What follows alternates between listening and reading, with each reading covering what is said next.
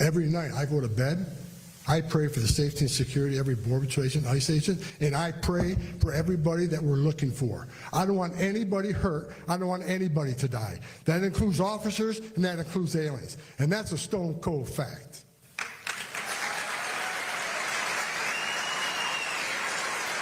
Call me what you want. I don't care. You know? And, you know, sir, look, I want to take questions. I'll take questions in a little bit, but why don't you grow a backbone, put a Kevlar vest and a gun on your hip and go secure this border? Yeah, go secure the border. Why don't you go do something? Ha-ha. Get some. So that was at a Turning Point USA. Every night I go to bed. That was at a Turning Point USA thing and someone was being a jerk. Hey, everybody, how you doing tonight? I'm Jim, and this is Jim Tells You, where I'm going to tell you some news and have a little fun, get a few laughs, and see what happens. I want to thank everybody for being here tonight. I want to apologize. I was a little bit late due to, well, unforeseen circumstances. And I didn't want to start the show. Wow. Oh, man, I got to fix my eyebrows, man. They're getting a little bushy. I didn't want to start the show and have this, you know, the thing play for a real long time. So I just tried to get everything done and then get it to where it was only 2 minutes of play. Let it play through once. But let's see who's here tonight. Say hi to everybody. What's up? First one here was Iowa Backyard Cam. Missed you last night. Yes, well, what happened last night was I was supposed to stream with Joe. Joe called me, said, are you going to stream with me tonight? I said, yeah, I can stream with you. What time? And he told me it was going to be at 6:30 or 7 o'clock. And I said, oh, that's kind of hard. I go, but listen, send me the link. I'll come in. If I have to drop out because of my grandson, I'll leave or whatever. And he said, okay, no problem. And then he didn't send me the link. And then finally in the chat, I said, hey, you never sent me the link. So when he finally sent it to me, it was like the last 15 minutes. So that's what happened. And I was waiting on the link from him. I didn't have a show set up to go, so wasn't going to just, at the last minute start a show and go. So that's what happened. And then SB Farmers here says, notice how he forgets anything that deters from him. Well, I don't know. Yeah, I mean, he's got a lot on his mind. I don't know. Like I said, he didn't forget to call me, though, and ask where the email was. So that was weird. Anyway, hey, H.J. Remy's here, too. What's up? Great to see you. Sharon Tyler's here. Nice to see you. Hello, Jim and the Jim Somniacs. That's right. We're all here. Yes, hey, what's up, Dan? How you doing? Great to see you. Mr. Gagax. Pat Hacker's here, too. How's it going? Audra's here. Hey, what's up, Audra? Mr. Lightning Fan's here. Let's hear some news. Here we go. Oh, C. Wilkie's here. Make him sweat, Jim. I'm going to try. Ank, what's up, buddy? Good to see you. Steve Hilliard's here. What's up, my friend? How you doing? Sunshine, you always make me smile in the sunshine. So great to see you. What the F? What's going on, buddy? Great to see you. Why is it so hot here? My fan is on. All right, something weird. And then, hey, Tim Finman, here to lurk. Well, that's cool. Lurk, hit the like button and then lurk away. Sorry for the typos. No, I have a lot of typos. I have a lot of speakos, too. Let's see here. I just don't want to miss anybody. Yeah, show's starting. Yes, it is.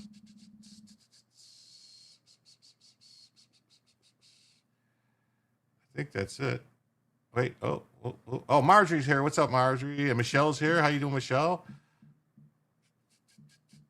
Tim Lorsong's here, too. What's up, Pam Graham? What's going on? Great to see you. Nanny Goat's here, too.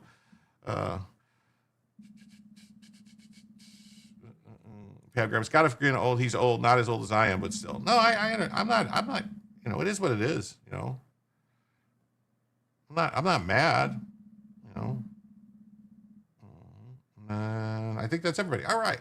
So I got a couple of videos we're going to play real quick to start a show. Some funny videos. Hey, Saxon, what's up, man? How you doing? Great to see you. So, and before I start, I'll just say the obligatory that show goes about 2 hours, 2.5 hours. At least. But for every, if we hit $100 in total donations across all platforms, Cash App, PayPal, Coffee, Ko-Fi, whatever you want to call it, Rumble Rants, YouTube Super Chats, gifted memberships or memberships, just becoming a member or gifting memberships, I add it all together. And for every $100 that comes in, I add an extra hour to the show. And I'll just tell you right now, I've got enough stuff. I've got 47 topics to get through tonight. So I know we're not going to get through them, but just saying. But for every 100 that comes in, we add an hour to the show. And then once the first 50 comes in, we activate the Bellavision. And you can see she's relaxing. And or if any individual donation of $25 or greater comes in, like say 5 gifted memberships or something comes in, and boop, it's an automatic Bellavision for the evening. Tasmanian Rebels here says, "What's up? Let's go." Yes. And yeah, so that's how that works. I think that's it. Did I say it all? Yeah. So, and we appreciate every single dollar and every like. But please remember to hit the like button. And if you haven't subscribed, please subscribe. And we're gonna go. All right. And Kelly's here too. What? There she. Hey, Kelly, how you doing? Nice to see you. Great to be here. So let's see. We got a couple other videos to get through here real quick, which I thought were very interesting. And this one is good. So, holy cow, Scott Jennings just called out Medicaid for going to illegal aliens on CNN and refused to back down. And then Abby Phillips says, Medicaid is still not going to legal immigrants, Scott. Scott Jennings, it is. It really does. It's not. It really does in several blue states. Scott, no, it's not. The part of the bill that deals with the money that goes to states that don't say anything about their immigration policy, Medicaid does not go to undocumented immigrants. SNAP does not go to undocumented immigrants. It doesn't matter how many times you say it. It absolutely does. I mean, why?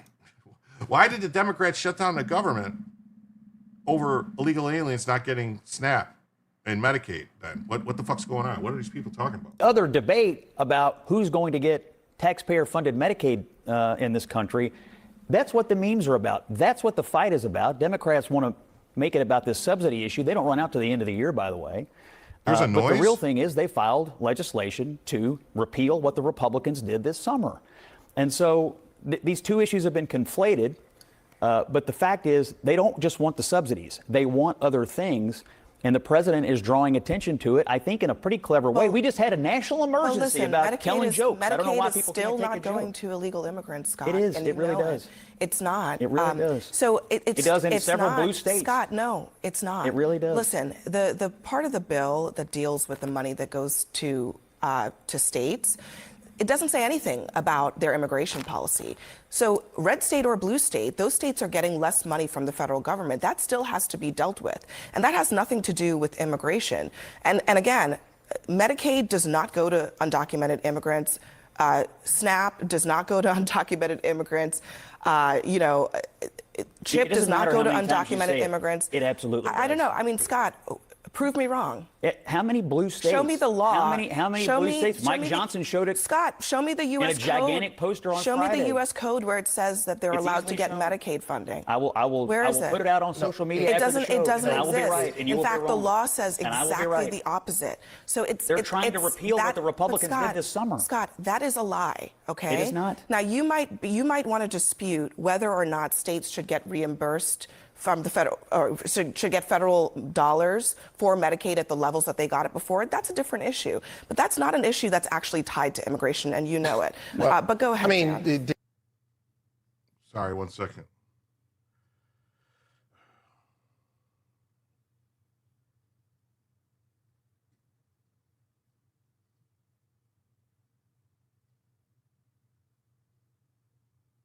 That was my phone ringing. I didn't even hear it. You guys heard my phone ringing. So sorry about that. That was the vibrating. When someone said, "Is it your phone vibrating?" What's that noise, vibration? I didn't hear it. It's not my stomach rumbling. It was my phone. Someone was calling me. I had to respond to a text. I think I heard something. It sounds like a drum roll. I did not hear anything. It was my phone vibrating. It was. So yeah. She is so wrong as she is. Why don't both sides show receipts? Well, the receipts are the simple fact that it was in the Democrats' bill that they tried to pass that said that the illegal aliens could get health care. They wanted to get rid of the provision that said that there was a specific provision in the big, beautiful bill that said no more illegal aliens getting health care. That if states give illegal aliens to health care, the federal government was not gonna reimburse them. That's what the whole fight was about. I had a dream about the other night, nothing crazy, but he is a cool guy and popped up in my sleep. Oh, Scott Jennings? Yeah. So, you knew it. Must have been. It was my phone. Sorry. A dream where this guy, the news guy, is that Jake Trapper.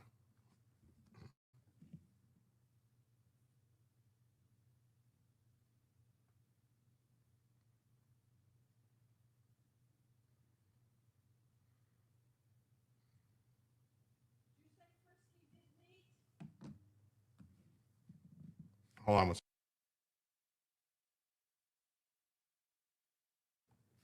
Sorry. So yeah, so that's what that fight's all about. And this one's good here. When's she gonna stop? When isn't she lying about having a law degree or stealing a husband of a woman who's dying of cancer? Anna Navarro is attacking black people. Hey, Nanny Goat's here. What's up? At least it was his phone and not something else. Yeah. Carefully worded as a document. Even a deportation order is a document. Yeah. Mm-hmm. Jennings? No. You're talking about Scott Jennings is the guy's name. Hey, what's up, Critter Sitter? Great to see you. Jennings, cutie, I call Omar an illegal. Okay. No problem. So Navarro, fentanyl doesn't come from Venezuela. You're lying to Americans. And then this guy's like, you work on The View. Invested in getting Maduro out. We've got 1/4 of the arsenal of the U.S. Navy parked off the coast of Venezuela. protecting American interests. What is the American interest? Oil? Drugs pouring into this country Okay, and most killing us? drugs do not come through Venezuela. Then why aren't you bombing Mexico? So we closed the southern border, and that Okay, did are a you gonna really bomb good Mexico? job. I say we should be bombing Mexico. We have some very interesting, let's say, developments that happened that came out today that have to do with Mexico. And I believe, if anyone remembers, we were talking about the cartels the other day, about El Chapo's kids who turned in the head of the the Sinaloa cartel, the guy that was their dad's partner, El Mayo, whatever his name, Mayo, whatever his name is. Anyway, and they brought him in and turned him in. Well, I think some stuff is starting to happen because of their cooperation, let's call it, with the feds. And we'll get to that. I don't want to spoil it, but let's just say that something very strange is going on. People are getting arrested. And we'll get to it. We're definitely going to get to that one. Stop. That's a ridiculous no, argument. You stop. No, that's a ridiculous argument. No, you're the one being the ridiculous. president you advocated for 4 years, Joseph R. Biden, allowed our border to be open. Gaslight me. I'm not gaslighting. Did Joe Biden let in tons and tons and tons? Well, tell that to the families of fentanyl families who have Very small died. fraction. It comes from the southern border to the border. Mexico. Hold on a second. If your argument that drugs are not coming from Colombia or Venezuela to America. Oh, I am going to argue that no fentanyl is coming from Venezuela. Talk to the DEA. No, you are wrong. And you are lying to the American people. You are part of the fabricating a narrative that doesn't exist. Hold on a second. Well, your day job is The View, so let's talk about fabricating. And you have no day job. You just lost yours. Harrison, you are wrong. I'm not wrong. Yes, you're you wrong. are. Because you just mixed up a whole bunch of stuff there. No, I didn't. Where? Okay. All right. Well, Pam Graham says, come on, Jim, don't make us wait. All right, well, I can give you a little tease. Let's tell you what it is. The guy who ran the DEA's financial division got arrested today under Biden, the guy who ran it under Obama, for being in the pocket of the, I can't remember, some cartel, not the new generation Jalisco or whatever it is, cartel. He was laundering money for them. And he got arrested today. So we're going to get to that story. Yes, the DEA for Obama was working with the cartels. Almost like, remember Obama was running guns to the cartel with the ATF, with Eric Holder, Fast and Furious?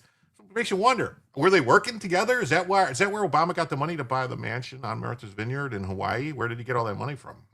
Where did that money come from? Makes you wonder. Makes you wonder. All right. This is the last one, the last little clip thing I wanted to play. It's from Timcast. I don't know if people don't like Timcast or whatever. I have ambivalent feelings about Tim. I did grow up in the same neighborhood as Tim. I did hang out at the same park Tim did. I played basketball while at the park Tim used to skateboard at, Vinham Park. So I don't know. I mean, he's a few years younger than me, but he probably saw me playing basketball there when he was running around as a little turd. It says, no one hated Charlie Kirk more than Candace Owens. She reviles him. She spits on his grave and smiles while doing it. Candace Owens hated Charlie Kirk, his wife, and his friends, and everything he built. She wants to burn it down. Wow. That's pretty harsh, isn't it? Yes, this is what diversity gets us. Yes, definitely. Hey, what's up? Hey, hello, everyone. That man of color must hate black people. Well, I think that must be, maybe it's, I don't know. Never trust a Magnum PI house destroyer. Hey, what's up, Quay? What's there? Q-Wed what? Arrested. Yeah, it's only just begun. Yeah. That's what I'm saying. They raided his house and everything. So we're going to get to it. Good story. Where's it at?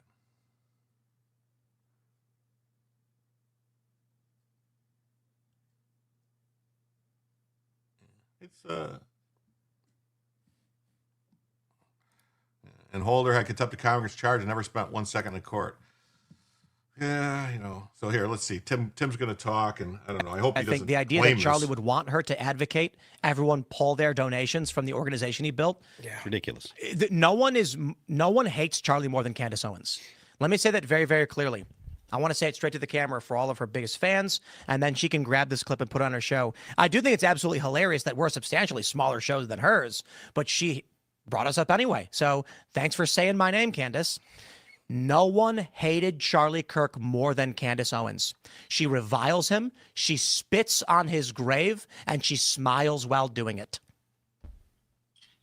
Okay, quote over. And I'll say this because Charlie spent his life building out these organizations. Candace is doing everything in her power to tear them down. She hates Charlie.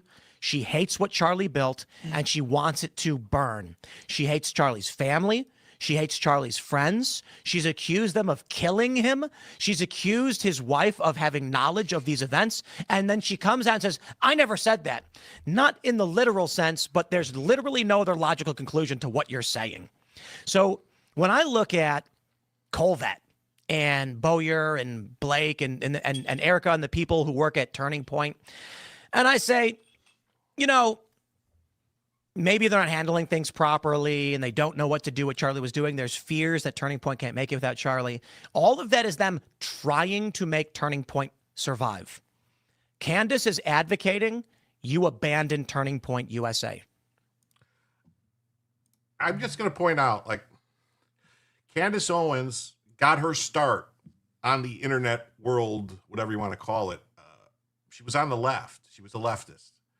And she had a thing that she created to dox people. That's what she had, a doxing thing, basically like a cancel culture doxing site that she set up basically to track people down who said things she didn't like online or other people said. And that way you could find out what jobs they had and everything, get them canceled. That's how she started. All right.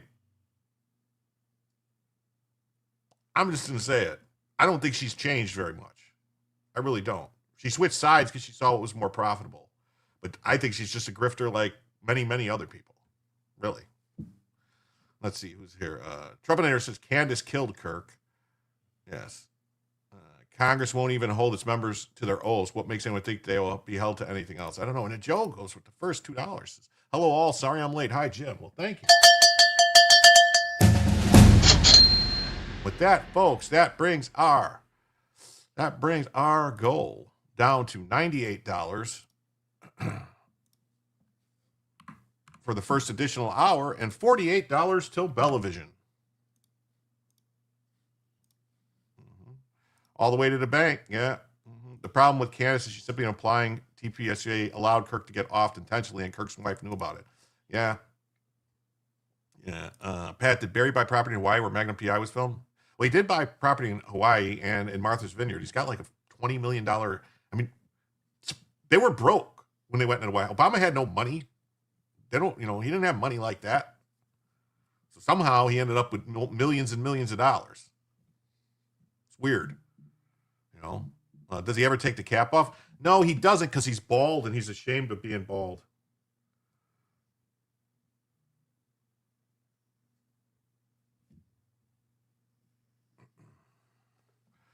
I should just not have my phone on the desk because because he's bald. And then because it's going to vibrate and you guys are going to hear it. And then I don't hear it. You hear it. I think she's mentally ill. Pat, they tore down the Higgins house from Tom Selleck, Magnum PI to build Obama's place. Did they really? I didn't know that. Wow. Open command prompts administrator and type in shutdown place XX with the number of seconds before shutdown, for example, will shut down in 1 hour. I don't know what you're talking about. You're talking about for me? Oh, and Trumpinator comes in with 5. Oh, wrong thing. Well, thank you, Trumpinator. So with that, now we are $93 away from the first additional hour and $43 away from Bellavision.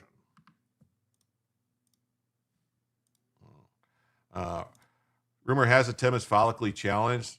Candace is a wolf in sheep's clothing. Yeah, Tim has hair problems. I don't know why. Tim's got enough money. He should just go get plugs or get, a transplant. I don't know. There's plenty of things you can use. I mean, other stuff, you take care of it. Tim Pool making his own self look pathetic. Yeah. Como estás, mi bella peligrosa? Whatever. Peliroja? And then Trumpinator with another 5. Keep hitting the wrong button. Thank you so much. Wow. And so with that, we are now $88 away. 88. Oh, that's an interesting number. $88 away. And $38 away from Bellavision. 88, 1930. Whoa. Uh-oh. Do-da-da, do-da-da-da-da-da. Hey, Rodney, how's it going? Rodney, great to see you. And then,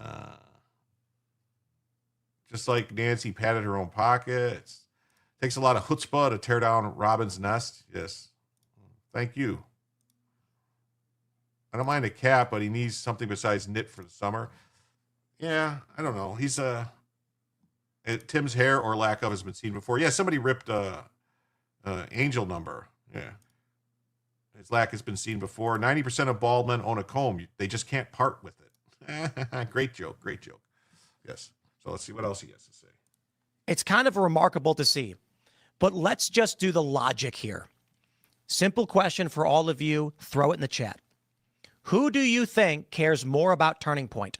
The people trying to salvage and save it, or the woman telling everybody to pull their donations?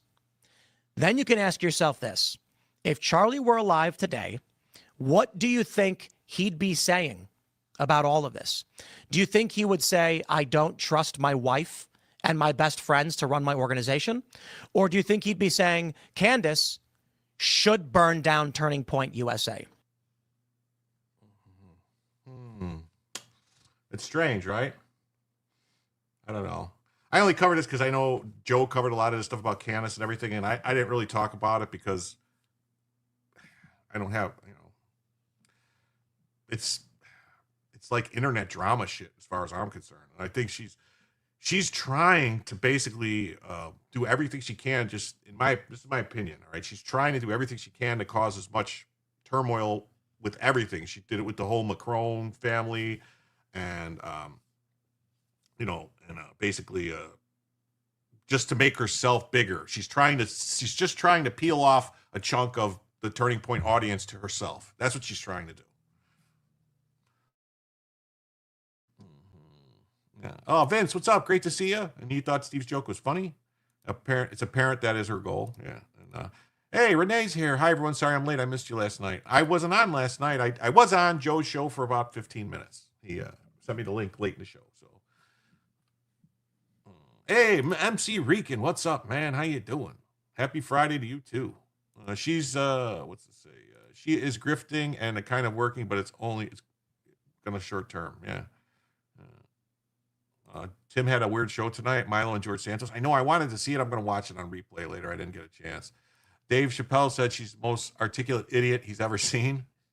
What's up, Matt Druid? Great to see you. Thanks for being here. Sorry, just no problem. Anytime you're here, we were waiting for you to start. We didn't really even get to the first news story. Kamala's father is one of Candy's big exposés too.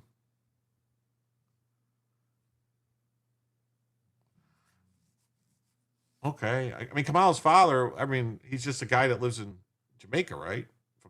Was it Jamaican? If I'm not mistaken. There's something mighty shady accounting going on. Cass is guilty of asking questions. No.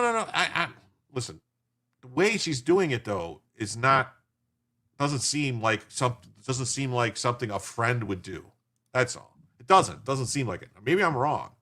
We all missed last night, Jim. Oh, well, I missed you guys too. Thanks for being here, Catherine K. Nanny Goat says hi too. So let's jump into the first. Oh, what's this say? Dren time. Hey, homie, I can share your stream in a Kick community. Wow, that would be awesome. I could earn $1,000 per stream. Holy shit! Add you on Discord? All right, dude, I'm on it, man. Just look for the ad. Vincent450_. All right, man. Thank you. I'll definitely get right on that. Steve, it's about who wants to follow an organization that was behind Kirk getting killed. That's what Candace is doing. Yeah, don't get me wrong. If it turns out that anybody at Turning Point USA was involved in any way, they should go to jail immediately. Immediately. But how do you explain Tyler Robinson? He was there. They got him. Had a gun. Admitted to it. Admitted to his parents. I mean, what's with that? I don't know. First Lady Betty Ford brought attention to addiction problems. Owen should be using to bring attention to mental illness. Okay, I get it now. Catherine K says, sorry, Candace fan. She's a grifting loser. Terry, what's up? Good to see you. Good evening, friends. Yes. Yeah, it's a great idea. Great idea. All right, let's get into this first news story here. All right. I mean, this is kind of not really breaking news. I mean, I didn't do a show, so this kind of came out yesterday. But Supreme Court allows Texas to use its newly drawn congressional maps. Liberal Justice Kagan fumes. The U.S. Supreme Court on Thursday in a 6-3 ruling allowed Texas to use its newly redrawn congressional map. A panel of federal judges last month blocked the new new Texas map and ordered the state to use the 2021 map. In a 2-to-1 ruling, the 3-judge panel ordered Texas to use its 2021 map. The judges claim the newly drawn map is unconstitutional because it appears to be a race-based gerrymander. However, the Supreme Court on Thursday restored the new map. Based on our preliminary evaluation of this case, Texas satisfies additional criteria for interim relief. But is it? Is the mic cutting in and out? It shouldn't be. I don't have. Is anyone else hearing it, or is it just him?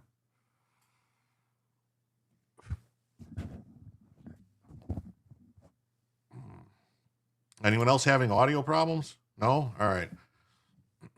Nice to see you, Phil. What's it say? Bye-bye, Bongino. What, Bongino's leaving? Beasler, what's going on with Bongino? I didn't see anything on Bongino. 5x5? All right, cool. Audio's okay. All right. Audio's fine. Audio's okay. All right. Later, Crockett. I don't know. What's that about Bongino, though? Something going on here? Yeah, so liberal Justice Kagan fumed in the dissent to which Sotomayor and Yaxon joined. Over the course of 3 months, a 3-judge panel in Texas undertook to resolve the factual dispute. Is enacting this map slanted towards Republicans? Did they predominantly use race to redraw the lines? Or said otherwise, did Texas accomplish its partisan objectives by means of racial gerrymander? Without as much as a word about the standard, the court today announced that Texas may run next year's election with a map the district court found to have violated all of our oft-repeated structures about the use of race in districting. Today's order disrespects the work of a district court. Oh, so you're supposed to respect the district court when the district court completely screws up the entire legal analysis and what the criteria is. That put aside every consideration except getting the issue before it right. Oh, yes. In late August, the Texas House voted on a new congressional map after the Democrats stonewalled them for 2 weeks. The map passed 19-2 along party lines, was designed to create up to 5 new Republican-drawn U.S. House seats in anticipation of the 2026 midterm elections. The mid-decade redistricting isn't about fair representation. It's about politicians picking their voters instead of voters choosing their leaders, the Senate Democrat caucus said in a previous statement. Oh. For some reason, my wheel was controlling the volume on the video. Oh, you got to go in the settings and adjust what your wheel controls. Like I don't like that stuff. I try to turn all that stuff off. I have the same problem where all of a sudden it'll start doing things and I'm like, what? There's like a button on my mouse that if you click it, it changes the mode of the wheel. I don't like it. I'm trying. I still haven't figured out how to disable the button, but at least I know about it now. So when it starts acting weird, I just hit the button and can fix it. Oh, the cutting isn't Jim at ScrewTube. Oh. Yes, we have the greatest chat here. And Sunshine says, hello to everyone I missed.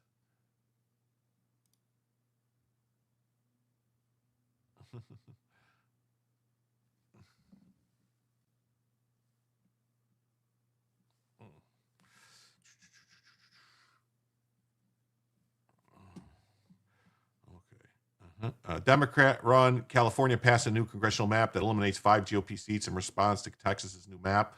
The Justice Department filed a lawsuit against California, arguing that its new map is unconstitutional because it's allegedly race-based. So it's going to be funny what happens. Joe says, I see you're over the 1,700 mark. Congrats. Yeah, I hit, I'm at 17 something, I don't know, 1728, I think. Something like that. So, I don't know. We'll see what happens with that. The Daily Signal just comes in and says, GOP wins. Supreme Court rules on Texas maps for the midterms. Huge win for Republicans. They could keep them in control of the House, Senate, or the House. The Supreme Court allowed Texas GOP-friendly redistricting maps. So Thursday's ruling, 6-3 unsigned, comes after a lower court recently tossed out the maps. So, yeah. Texas is likely to cede on the merits as the claimant district court committed at least 2 serious errors. The opinion also mentions that the lower court improperly inserted itself in an active primary campaign, causing much confusion and upsetting the delicate federal and state balances in elections. Yeah, that was another thing, too. Like the liberals on the Supreme Court said, well, the election's not till November. What does it matter that the primaries, I mean, they can do this now. I mean, it doesn't matter that the primaries already started. Like, no, that's not how it's supposed to be. Look at that.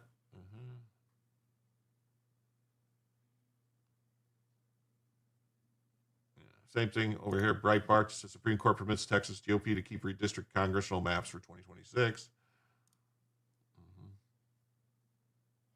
Oh, and then this one. This is big news. Breaking: the Supreme Court has just agreed to hear President Trump's case banning birthright citizenship in the U.S. Now, this is bad framing because they're not banning birthright citizenship. What they want to do is they actually want it to be what it was supposed to be. What the 14th Amendment was supposed to guarantee was citizenship for the slaves, for African Americans that were formerly enslaved, that weren't considered citizens. It was to grant them citizenship. That's all the 14th Amendment was done to do, to guarantee them citizenship.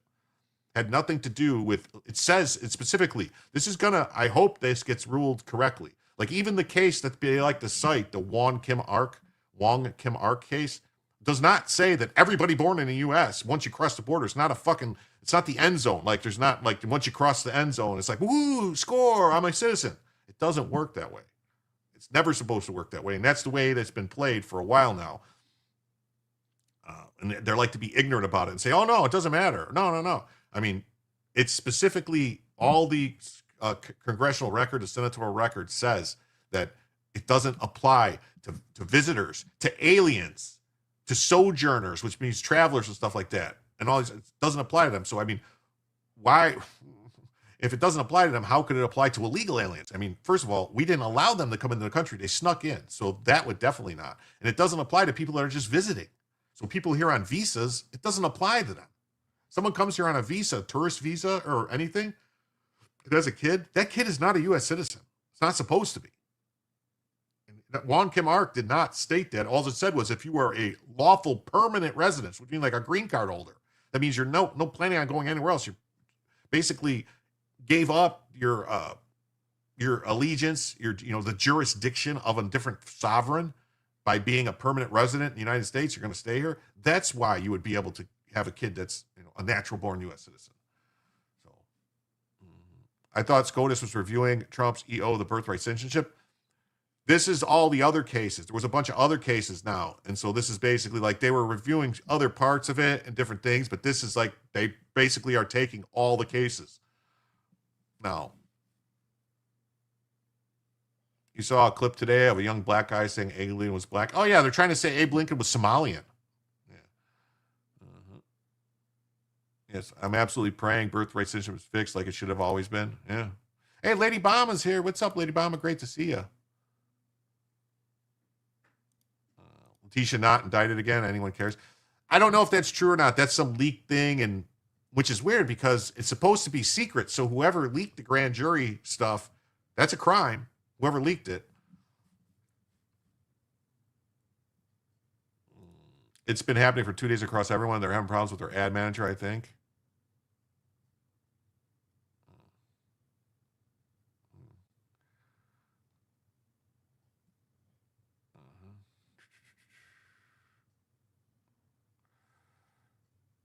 Yeah, I'm deeply disappointed too. I just don't think it's the end of it. The YouTube lawyers need to get on this and educate us about the 14th Amendment. Bronca does a really, really good job of it. And I mean, it's not that difficult. I mean, all you can do, read the 14th Amendment, read some of the people who, put the bill forward, read what they were saying at the time, how it's not going to include these people, it's not going to include these people, kind of self-explanatory. So, PayPal towards the goal. Okay, thank you. Thank you, Catherine K.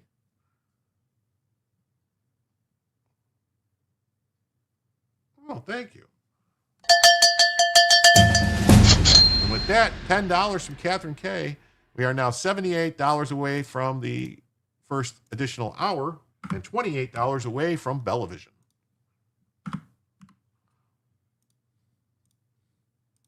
Thank you very much. Catherine K., thank you very much. Subject to the jurisdiction simply means like being subject to jury duty. No, not subject to jury duty. No. Subject to jurisdiction means total jurisdiction, which means that you're not subject to any other sovereign.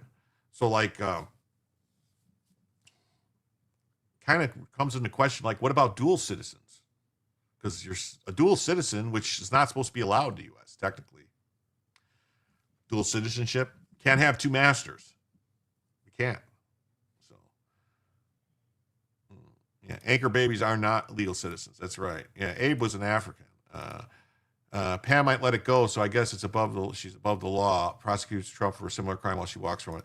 No, I don't know why they're not appealing the thing getting tossed out. They should have appealed that. They should be appealing that also.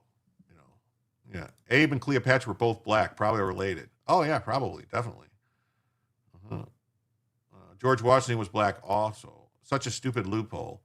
I had my son in Italy while we lived overseas. He got dual citizenship. He had to claim his Italian citizenship at 18 if he wished it, then serve 1 year mandatory in their military. Yeah. Well, your son, as long as, see, that's the thing a lot of people get mistaken too. Like, if your parent, doesn't matter where in the world you're born, natural born citizen, if your parents, at least one of your parents are an American citizen, you get their citizenship. That's how it works.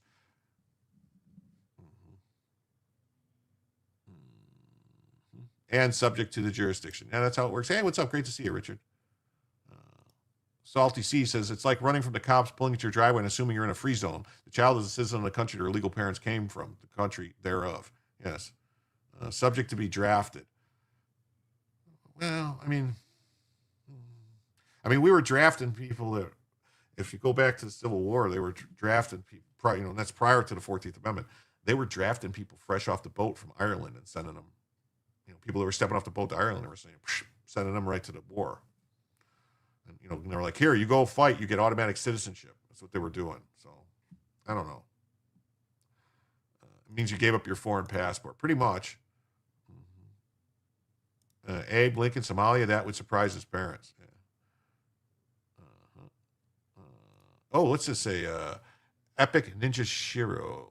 Jim tells you, example, there were laws against Chinese nationals because they were still technically under the emperor from being citizens, hence confusion on subjects to jurisdiction later. Yeah. John McCain was born in the Panama Canal Zone. Yeah, but both his parents were American citizens, so he's an American citizen. I have second cousins who were born in Germany but are American citizens, not German citizens. Yeah. Hitler was totally black. Well, I could see that, yeah. Madeleine Albright's father worked at the embassy in Prague where she was born.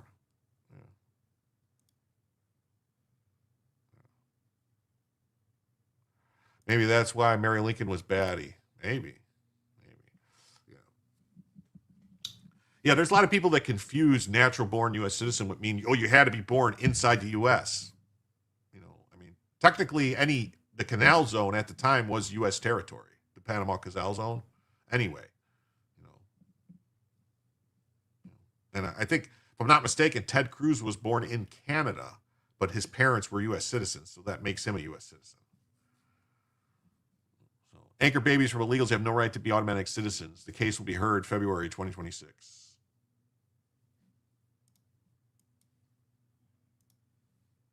Joan. Supreme Court just this minute, Brianna, announced it's going to take up challenge to President Trump's order lifting birthright citizenship. You might remember on January 20th, his first day in office, he took his Sharpie pen and he said, this is a big one. And what he did was he tried to eliminate the automatic birthright citizenship that all Americans have had for more than a century. And what that does, it goes to the 14th Amendment of the Constitution that says all persons born or naturalized in the United States and subject to the jurisdiction thereof are citizens of the United States. That means that anyone who's born here, Brianna, automatically becomes a U.S. citizen. That's not what it means. You lying fucking twat. You subject to the jurisdiction thereof. You think that doesn't mean anything? It's anyone who's born here. Anyone who's born here. Anyone. Oh. It's not what it means. Holy crap. And what Donald Trump's executive order tried to do was say anyone who was born of someone who was not here lawfully or who was here on some sort of temporary status, that person's baby would not automatically be a citizen. It's a very... it's probably of all the Trump actions that have been taken to date. Oh, it's probably the most important. SCOTUS should have taken this case the past summer, so by now the decision was in and we could disallow all these anchor babies. Yeah, they should have took this right away. Right away. What could have happened is some other states should have sued, like Texas and Florida should have sued and said, no, this they should have sued and said, you have to do this. It means keep the babies and deport the parents. That's what these people think. No, they want it to be this way because then it's like, well, you can't deport the parents because their kids are citizens. But that's retarded. You think Ted Cruz is Canadian? Ted Cruz was born in Edmonton. He could have been hanging out with Runkle.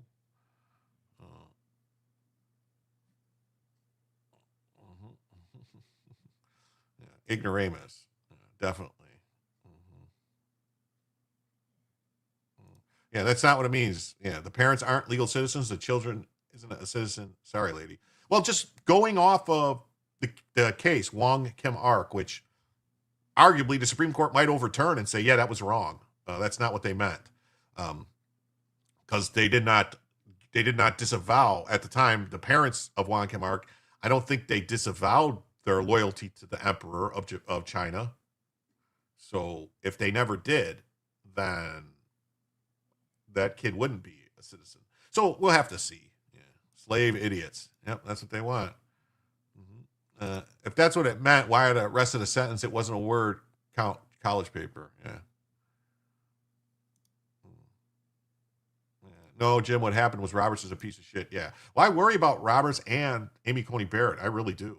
Because Amy Coney Barrett has a bunch of adopted kids from a bunch of places. What you thought we didn't have to take language and words back from the left? Hassan Piker is a poster child of being an anchor baby. Yeah. Actually, I don't even know if was Hassan born here?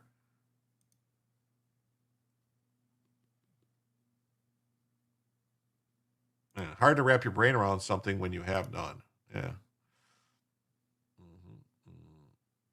Yeah, the kids are not citizens either. They got to go. I was talking about the last century. Finally, a president's acting on it. Oh yeah, definitely. Bad things I did tonight. Ate a brownie, drank wine, ordered my own Christmas gifts from Athleta, and contemplating a second day of workout avoidance. Well, you should work out. It makes you feel better. Lots of people were talking about it. Yeah, definitely. Hello, Jim. Hope you're doing well. Thanks, Foxblade. It's so great to see you here. Thanks for being here. I thought the problem was that Wong Kim Ark was denied entry to China for not being a subject of the emperor, and they deported him back to the U.S. No, he was in China. What happened was he was born here, and him and his parents went back to China, and when they came back to the U.S., all right, they did not want to let him in because they said, yeah, the parents had lawful permanent residence paperwork or whatever it was at the time.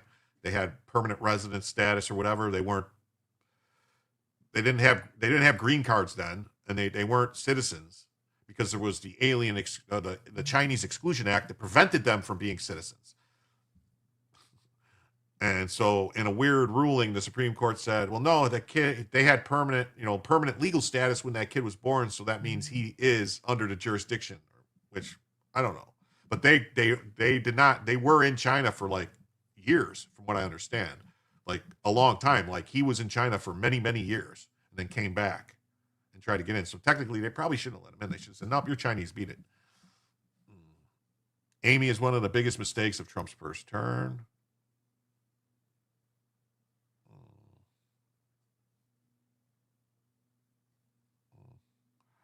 Can we deport Katanji?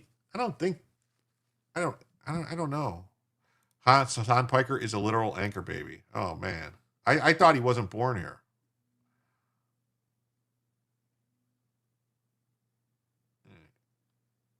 It's a 3-3-3 SCOTUS, 3 constitutionalists, 3 corporatists, and 3 idiots. Yes, I agree. Polker was born New Jersey in 1991.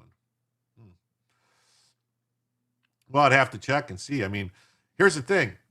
Because if the Supreme Court says that, yeah, no, those people aren't citizens, it's not that difficult to say, well, we're going to look, and anybody who's not a citizen is going to not be a citizen. Like there's no way they can say, well, yeah, the law is this, and those people are not citizens, but we're not going to do anything to the people that wrongly got citizenship. That's not how it works. If they're not a citizen, they're not a citizen. That's how it works. So hopefully it goes the right way. And then people like Hassan, if his parents were here on a work visa or something like that and never became, then he's going to have been, sorry, you're not a citizen. You can get naturalized. That's what will happen. They'll say, well, these people have they'll probably say the people who weren't, they'll probably have to do some kind of workaround where the people who thought they were, man, oh my God, that eyebrow. I gonna have to. That's really aggravating me. That hair sticking up. I didn't see that earlier. They'll probably have to do some kind of. They'll probably have to get naturalized. They'll say you can go to the front of the line for naturalization or something. I thought Camel Toe was an anchor baby. Yes, she was. Camel Toe is an anchor baby. Yeah. And what was weird too is she was born and then she spent the next 15 years or something in Canada. Candace's Camel Toe was born in Canada. Sunshine, someone is going to sleep well tonight. Well, have one for me. Oh, I think I'd have another glass of wine. Okay. Kamala grew up in Canada. Yes, she did. I wanted to port Ilhan. Definitely. Hassan was born here, but his family returned to Turkey. He didn't come back to the U.S. until he went to college, like a shitty communist version of Jack Reacher. Yeah, definitely. He would be first on the list to get his citizenship yanked. Has Thomas agreed to cloning yet? We need 9 of him. Oh God, could you imagine if we had 9 Thomases? How great this country would be. There'd be fucking vending machines selling hand grenades and machine guns. It'd be great.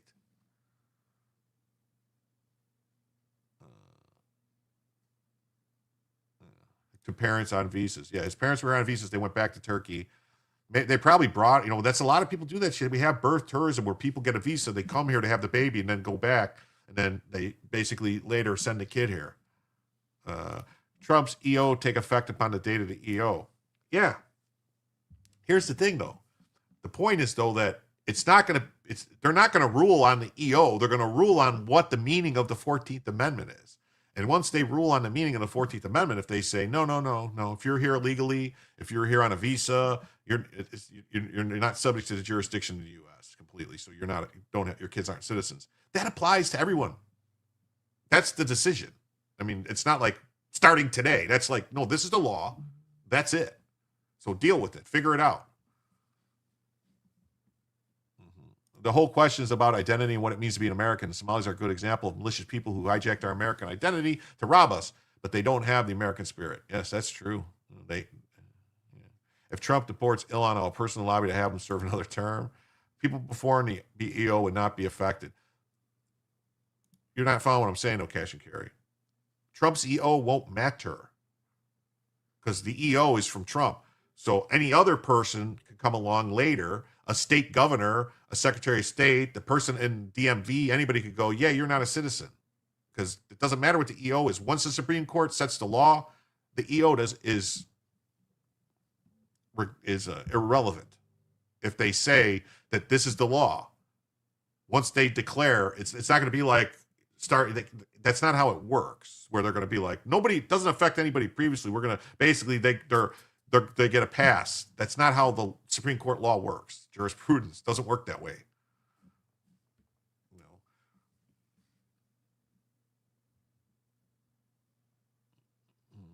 Hopefully Ilhan will take Tampon Tim with her. It needs clarification. It does.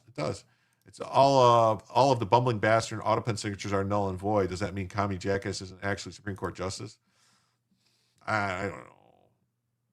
Trump should appoint Thomas to Chief Justice. It's not up to him. Something would have to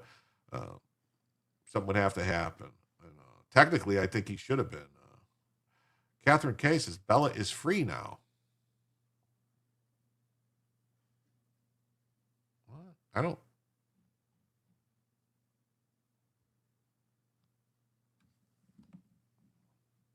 Oh, okay. There you go.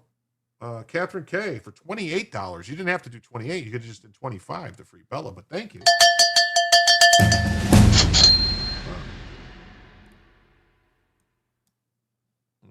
Let me fix the camera here. Oh my God. Look what she did to her blanket. Bella, what are you doing? What are you doing with your blanket there, Bella?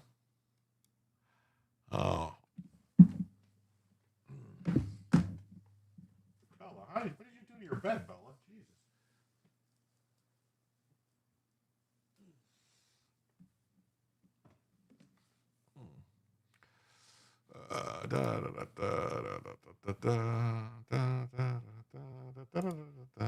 There we go.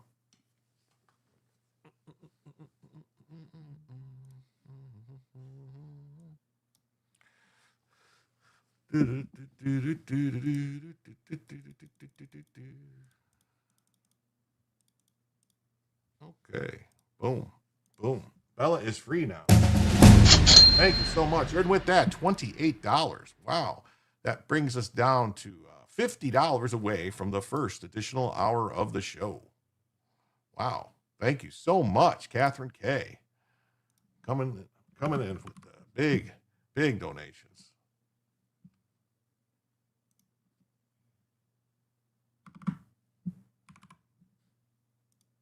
Thank you so much. Wow. As usual, CNN is purposely misleading its viewers.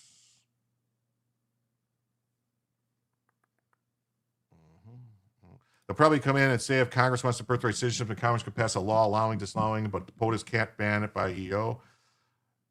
No, they're gonna say what the 14th Amendment actually means. They're gonna define what it actually means. So, she moved already, Bella.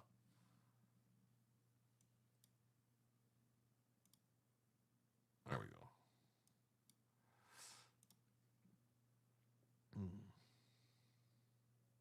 Yeah, he can't. Bush took care of that. He wanted Rhino as chief. Yeah. The EO did state it, but the EO, they're going to rule though on what the meaning of the 14th Amendment is what's going to happen. They're going to rule what subject to the jurisdiction means. So if they say that it's okay with the EO is fine, someone later at a later point could say, no, we're going back. And all those people, it would be really easy. If they say, no, it doesn't apply to anyone who is an illegal alien, anyone's here on a visa, then they could just start, Trump could immediately write an EO the next day and say, yeah, we're going to go and do that then. That's what I'm saying. Because that would be the law. Thank you for releasing Bella, yes. We found my hubby's driver's license number was given to an illegal but can't get it fixed. He had the number since the 80s. Oh my God. That is brutal. That is bad. Wow. Night, everyone. Where are you going? You leaving, Richard? What's wrong? Going to bed? You don't understand how Roberts ended up Chief Justice? Because George W. Bush did it. Justice biologists remain on the court because the potato appointed her, not by EO. The Senate confirmed her. Yeah, and he talked about it. So Rob Gavia went over it when it came out. I think it was Rob. Yeah, when it came out. But what it's saying is that was Trump's order. But what I'm saying is now the Supreme Court is going to make the decision. If the Supreme Court says no, being here on no, you have to be subject to complete jurisdiction. You have to be here with the permission of the U.S. and even if they just affirm Juan Camargo, say you have to be a lawful permanent resident. You have to have a green card. If they say that, there's a lot of people who aren't citizens. Good night, Richard. No reading glasses. No more dual citizens. I think if a foreigner comes here and wants to be a citizen, they have to stay here. No more going to their home country. They're supposed to be their home. Yeah, why do we have all these people come here on, say that they need asylum, they're refugees, and then they fucking go vacation at the place they said they had to leave? No. Bye-bye. Bye-bye. Oh, Richard Wharton says, but I just got here. No, they were talking to the other Richard. And we're in a red state, but the city we're in is blue. I think that is because it's perfect Roberts court splitting the baby ruling. Maybe. Bella looks like a SNAP recipient. No, she's not. Hey, nurse, not lawyer, says if they follow what the intent and meaning of the 14th Amendment says, they should rule in Trump's favor. Yes. Yeah. Did you change your name? Because that picture looks familiar, and I don't remember that name. If the court voted Roberts would win, 2 or 3 Trump appointees are not reliable, plus the 2 lesbians, the biologist would vote for the rhino. EOs are not part of constitutional law. Executive order directs the government how to enforce the law. So what he did was say, this is what the 14th Amendment means. And so if the Supreme Court says, yeah, the 14th Amendment did not grant citizenship to sojourners, to travelers, to aliens. That's what it says in the congressional record, the word aliens. What is an alien if not somebody who illegally came over the border or somebody who's just visiting here? That's an alien.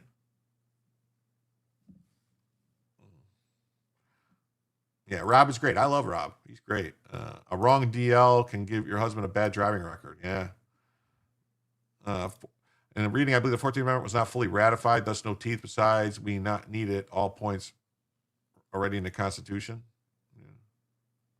I should have said a duplicated DL number can give your husband a bad driving record. Yeah. CNN's 14th message needs to be constantly countered. Set up Cash App so YouTube doesn't take your tips. I have Cash App. It's there's a Cash App link there's a Cash App link in the pinned in the chat. There's a pinned chat that has a link to Cash App, a link to PayPal, a link to this Ko-Fi thing. There's also the QR codes. The one with the duck is a Cash App QR code. I think we're pretty close to getting a Smith-Munn Act revoked as well as the other one. I can't even remember. It starts with an M. I don't know. When Rehnquist died, the next senior would have been Thomas. That would have been awesome if Bush was not a conservative. Yeah, man, I'm sorry. I'm trying to keep up with the chat. Nanu. No, I'm new here. Oh, well, great to see you. Please hit like. Please subscribe. Yeah. Found you through Good Logic. Awesome. That picture looks familiar. I remember, I don't know, I saw that picture somewhere. Oh, damn. Hi, welcome. Yes, welcome. All right, so let's read what this says here. SCOTUS agrees to hear the birthright citizenship case. ET phone home. Yeah. SCOTUS agrees to hear birthright citizenship case. Supreme Court on Friday agreed to hear the case over President Trump's executive order directing federal agencies to interpret the 14th Amendment as excluding birthright citizenship to children of illegal aliens and tourists. Trump imposed the order as a means of combating the practice of birth tourism and creation of anchor babies intended to present an obstacle to deportations.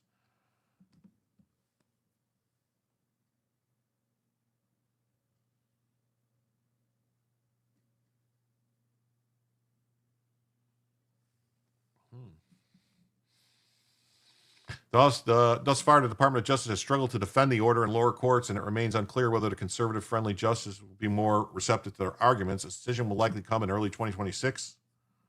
I will grab wine and popcorn. Oh, okay. Can we talk about Somalians and watch deportations? I have a whole bunch of other news. The Chief Justice is not decided by seniority. It's determined by the next justice to be appointed. Well, it doesn't have to be the next justice to be appointed. It technically could be, somebody that's already appointed. They could it's up to the president to pick, if I'm not mistaken. And it could be somebody that's already on the court. We're going to get to some Somali stuff, and we're going to get to some, people getting, deported stuff, but it's just got a lot of news. South Carolina Attorney General urged the court to end birthright citizenship. The 14th Amendment was never intended to grant automatic citizenship to tourists or illegal aliens who enter our country for the sole purpose of having an anchor baby. Yeah, the president selects the chief. That's what I thought. In October, I joined a coalition of 24 states asking the Supreme Court to answer the question and allow our nation to enforce its laws and protect its citizens. I look forward to a swift and correct decision from the Supreme Court that allows President Trump's executive order stopping birthright citizenship to go into effect. He's not stopping birthright citizenship. He's stopping it for illegal aliens. So, any American born, anyone, born, that they're citizens. It's just, hey, what's up, Dr. Meganauts? How you doing? Great to see you. Could be Jim, Judge Jim. Yeah, and you don't have to be a lawyer even to be on a Supreme Court, technically. If you get a,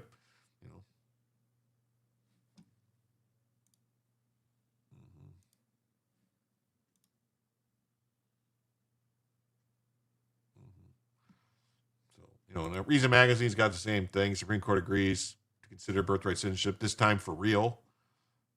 So they just go over it. The same sort of thing. We're stories in Fox 2.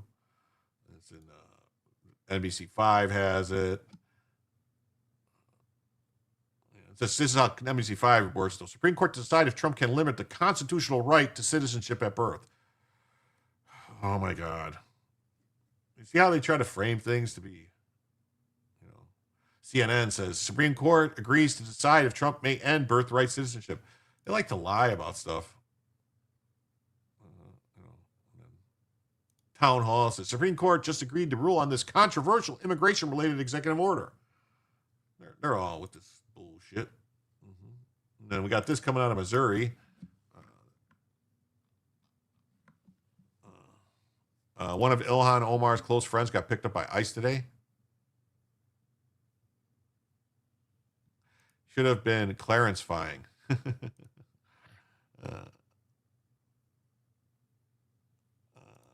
The red hair and eyes. I love men, so I noticed.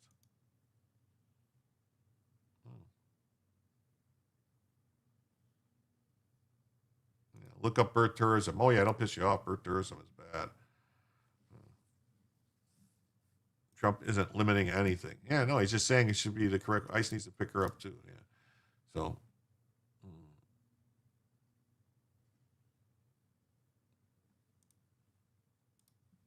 What just happened?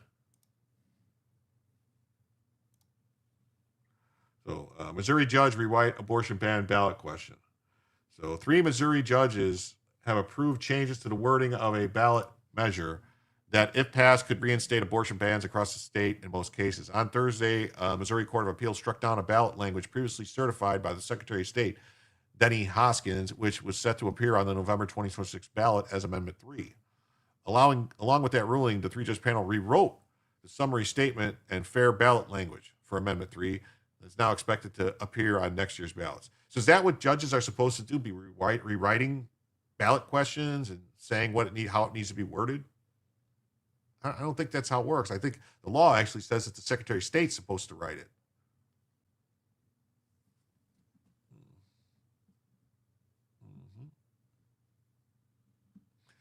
The revised statement, it reads, shall the Missouri Constitution be amended to repeal the 2024 voter-approved amendment providing reproductive health care rights, including abortion through fetal viability, allow abortions for rape, incest, under 12 weeks, emergencies, and fetal anomalies, allow legislation regulating abortion, ensure parental consent for minor abortions, prohibit gender transition procedures for minors.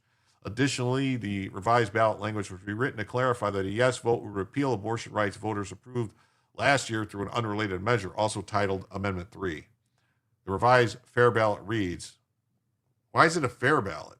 A yes vote will repeal Article 1 of the Missouri Constitution approved by voters, which provided health care reproductive rights, including abortion through fetal viability, continue to ensure women's access to medical care for emergencies, ectopic pregnancies, miscarriages, allow legislation to regulate abortion providers and facilities to ensure health and safety, require informed and voluntary consent for abortion, including parental and judicial consent for minors, allow restrictions for abortions in cases, allow restriction of abortions to cases of medical emergency, rape, and incest under 12 weeks, gestation, and fetal anomalies, prohibit public funding of abortions except in limited circumstances, prohibit gender transition procedures for minors.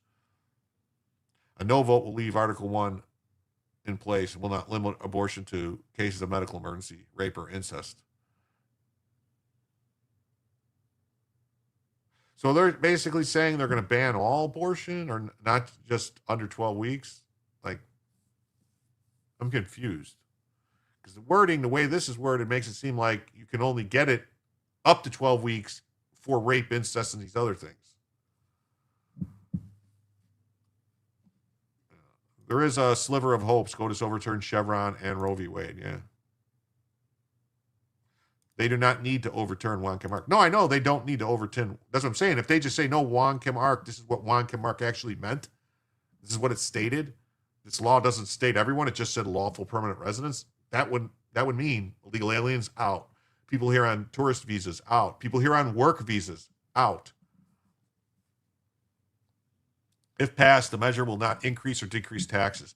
To reiterate, the anticipated November 2026 ballot measure question, though labeled Amendment 3, is not the same as Amendment 3 the voters approved in 2024. Last year's amendment added abortion protections. Next year's anticipated ballot measure seeks to repeal protections. This is crazy that they're putting all this stuff in here. They're just they don't have to do all this explanation. With bills filed already threatening prosecution against providers of patients, it's crucial that Missouri know what they're being asked. They're being forced to put all this in there?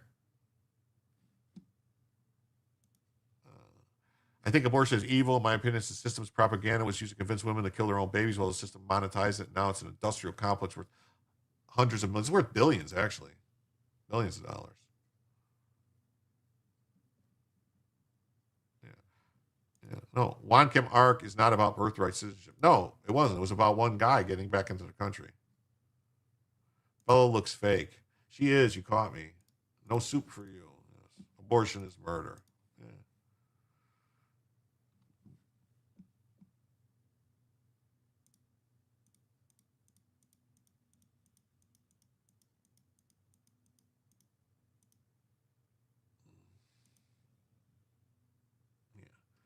Missouri court orders new wording for the ballot measure seeking to restrict abortion rights.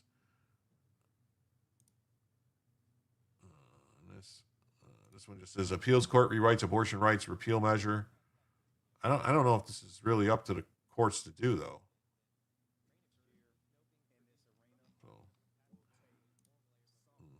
All right, here we go. This is the story we were talking about. The DEA's chief financial director under Obama, Paul Campo, who resigned in 2016 ahead of the Trump administration being sworn in, not a real dog. One must have sworn allegiance to the U.S. before kids' birth for them to be U.S. citizens. I agree. The Bella on the left is real. Bella on the right is fake. Bella is a cutie pie. To get people to vote no on the law. That's why they're doing it. They're trying to make people go, what? No, what? So this guy who resigned right before Trump was sworn in had his Virginia home raided and has been charged with laundering $12 million for the CJ, the Cartel Jalisco New Generation, a Mexican cartel, while acting in his role at the DEA. What? This guy. What? Yeah. Grand jury charges from at least December 2020 from at least in or about December 2024 up into including at least November 2025.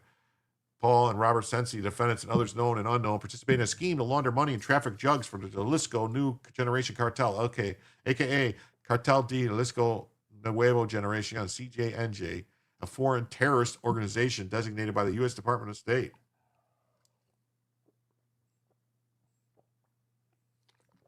Wow. Yeah. Campo agreed to launder approximately $12 million of narcotics proceeds for them, $750,000 by converting cash to crypto and providing a payment for approximately 220 kilograms of cocaine on the understanding that the cocaine had been imported to the United States. This guy worked for the DEA and he was buying 220 kilos of cocaine. That's some crazy shit, man. Checks out. Remember Gary Webb? 96, Gary exposed how the CIA hired drug traffickers to sell massive amounts of cocaine to the United States in order to raise untraceable funds to finance a terrorist organization who were trying to overthrow the Nicaraguan government.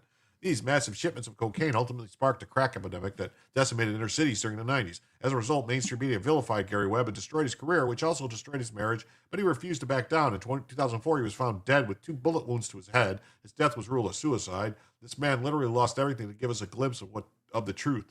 Don't let his memory or what he stood for fade.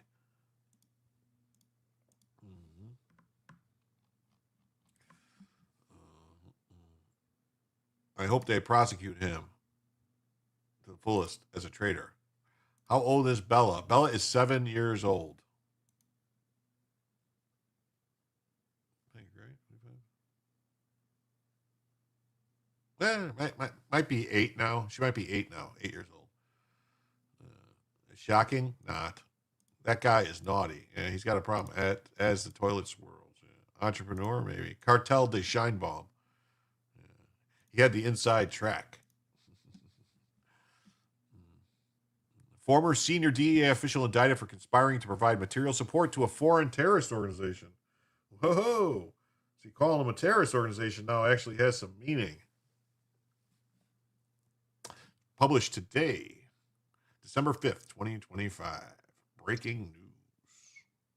Paul Campo, former DEA official and friend Robert Sensi, agreed to launder $12 million and participate in narcotics trafficking for the Jalisco New Generation Cartel. See, I wonder if this information came from El Chapo's kids. Remember? El Chapo's kids were giving information. They came and they brought They brought the guy, whatever his name was, El Mayo, and they're pleading guilty and doing stuff. And they're probably doing something trying to get their dad out. They probably just want to get out and walk away.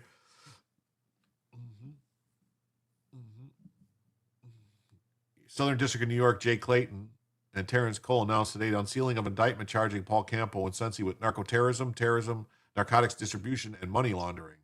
They were arrested yesterday afternoon in New York. The case has been assigned to U.S. District Judge Paul G. Gardefe.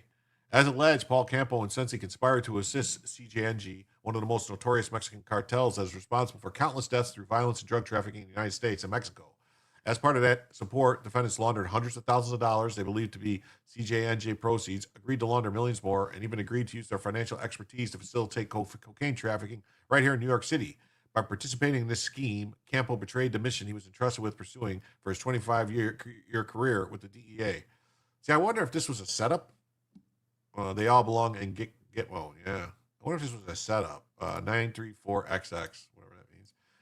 Now they use war, pandemics, private equity, and law in our government, NGOs, and charitable orgs to steal our money. Oh, Hollywood too, the game industry. That's why the quality doesn't matter in spite of record budgets. Yes. 18 June 25, sanctioning CJNJ leaders as specially designated global terrorists. In the indictment of former Special Agent Paul Campo sends a powerful message. Those who betray the public trust, past or present, will be held accountable to the fullest extent of the law. The alleged conduct occurred after he left the DEA and was unrelated to his official duties. I bet you he made those connections there. But any former agent who chooses to engage in criminal activity dishonors the men and women who serve with integrity and undermines the public confidence in law enforcement. We will not look the other way simply because someone once wore the badge.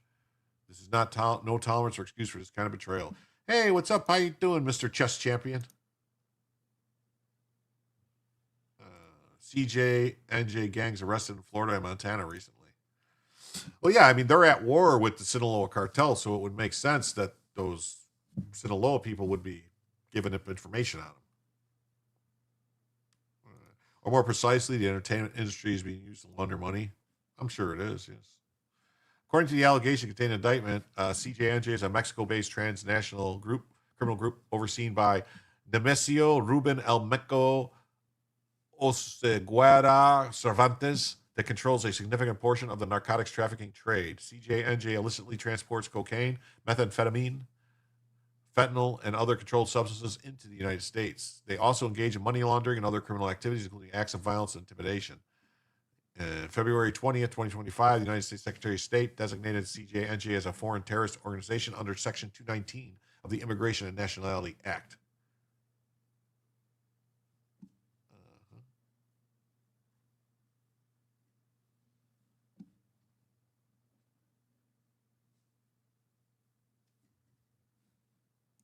Now I have the question of who in the Obama administration knew. I mean, was Fast and Furious selling guns to CJNJ? Makes you wonder, doesn't it? Makes you wonder if it's possible that maybe that's where Obama got all the money to buy all these properties he's got. Yeah. He worked for the DEA for 25 years, first as a special agent in New York, eventually rising to become a high-level official, specifically the Deputy Chief of Office of Financial Operations. He retired from the DEA in January 2016. In late 2024, Sensei began meeting with a confidential source working at the direction of law enforcement who was posing as a member of CJNJ. Sensei told them that they had a friend who used to be in charge of DEA's financial operation who could assist them laundering narcotics proceeds and provide them with sensitive DEA information about sources and investigations. Wow. Yeah, things that make you go, They further advised them about fentanyl production and exploring procuring commercial drones, and military-grade weapons and equipment for CJNJ, including AR-15 rifles, M4 carbines, M16 rifles, grenade launchers, and rocket-propelled grenades. As part of the discussions, Campo and Sensi often boasted about and relied heavily on Campo's prior federal law enforcement experience and expertise regarding financial investigations and drug cartels. Makes you wonder. You know what, Jim? I'll look into the money laundering aspect of entertainment and send you an email later. It'll be a while, though, trying to gather everything, but I bet I won't have to look too hard. Probably not. It's all connected, yeah. Cartels paid Obama $20 million for the guns. Yeah, maybe that's how he bought his stuff.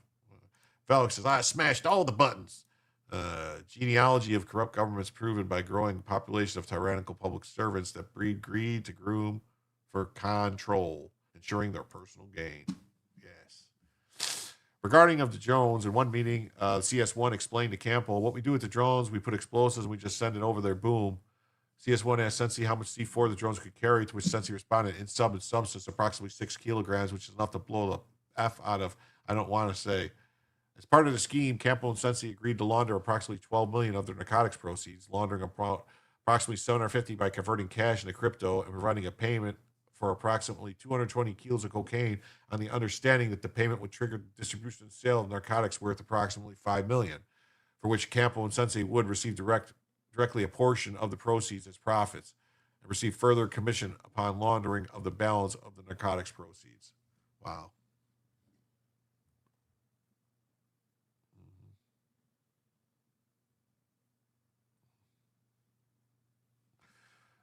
Campo 61 of Oakton, Virginia, and Sensi 75 of Boca Raton, Florida are each charged with one count of conspiring to commit narco-terrorism, which carries a minimum sentence of 20 years in prison. Wow. 20 years. 20 years in the pound you in the behind prison.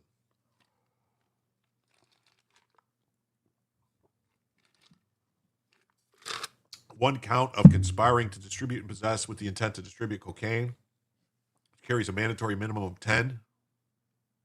And then one count of conspiring to provide material support and resources to CJNJ, a designated foreign terrorist, which carries a maximum sentence of 20. And one count of conspiring to commit money laundering, which carries a maximum sentence of 20. So, man, so they're looking at some serious time. The maximum potential sentence in the case are prescribed by the Congress and provided here for informational purposes only, as any sentencing of the defendants will be determined by a judge. Mr. Clayton, who also expressed appreciation for the assistance of the U.S. Attorney's Office of the Southern District of Florida, Eastern District of North Carolina, Eastern District of Virginia, and the Department of Justice's National Security Division Counterterrorism Section. This case is being handled by the Office of Narcotics Unit. Assistant U.S. Attorney Varun A. Gumasti is in charge of the prosecution. The assistance from trial attorney James Donnelly of the Counterterrorism Section. Charges containing indictment are merely accusations.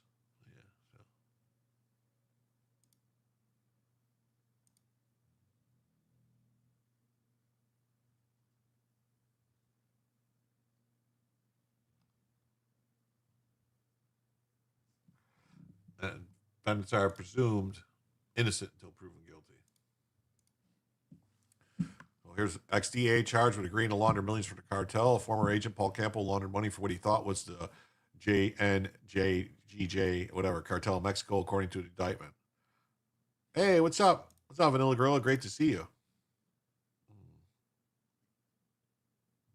Longtime DEA agent who rose to help oversee the agency's financial operations, but charged with laundering millions of dollars for a Mexican drug cartel.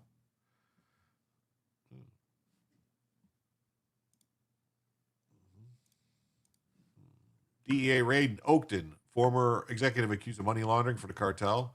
Agents swarmed the Oakton home of Paul Campbell, former top DEA official accused of planning to launder $12 million. Look at that house. Nice house, 2-story, nice great room. Probably a huge 2-story entryway.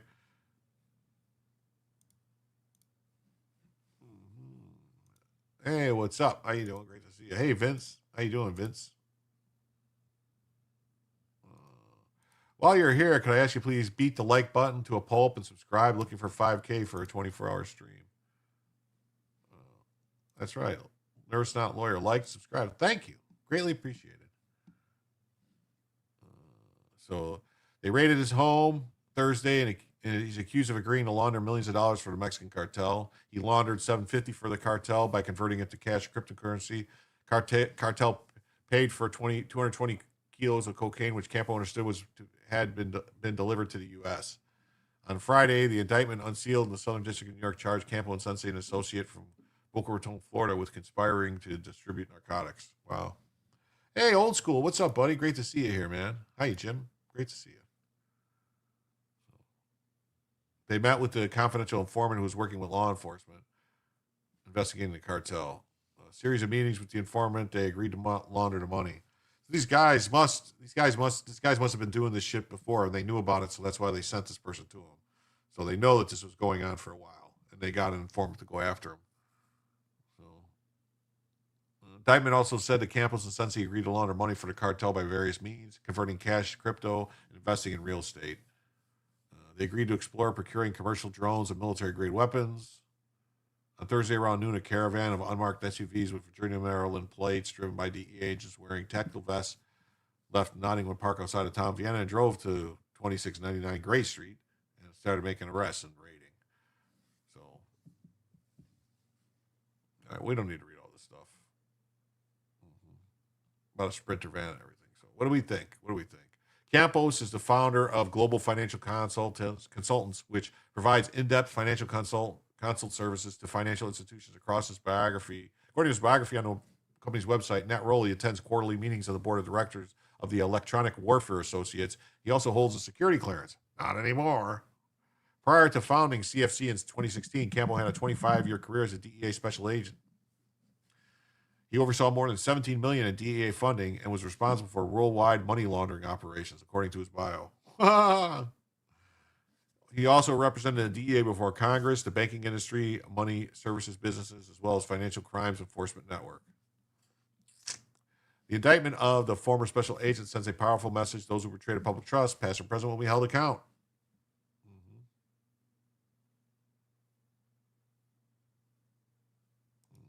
My brother worked for a company that cleaned grease out of restaurants' grease hoods.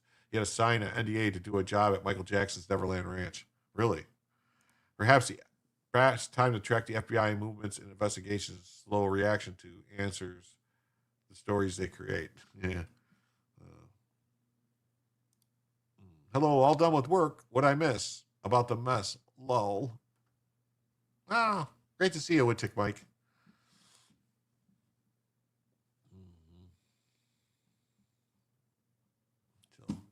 That's that.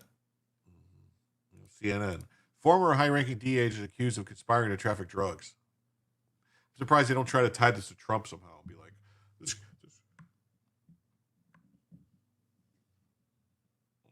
a former high-level DEA agent was indicted on federal charges of conspiring to traffic drugs and launder millions of dollars. So that's that story. Oh, now we're going to get into this real quick. Here's Viva Fry says, he believed the election was stolen, so he bought the materials for the pipe bomb to protest the stolen election before the election occurred. You can't fix stupid. That's right. This guy, the pipe bomber guy, bought all the stuff months before the election. Huh. During interviews with the FBI, the D.C. pipe bomber suspect told investigators that he believed the 2020 election was stolen, providing perhaps the first indication of a possible motive. If you buy that, I don't know what to tell you. Really. If you buy that bunch of baloney, because that's what it is, baloney. Baloney. Baloney. Baloney? Baloney.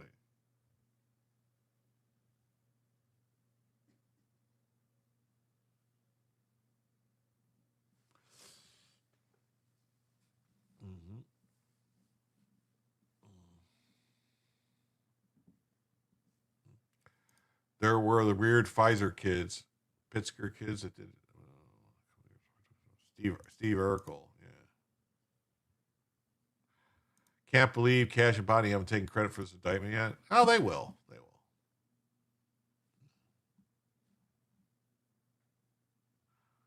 Wow, replies restricted and unblocked by Natasha Burgess. Nothing screams confidence in her bullcrap journalism life, making sure critics can't call out the bullcrap.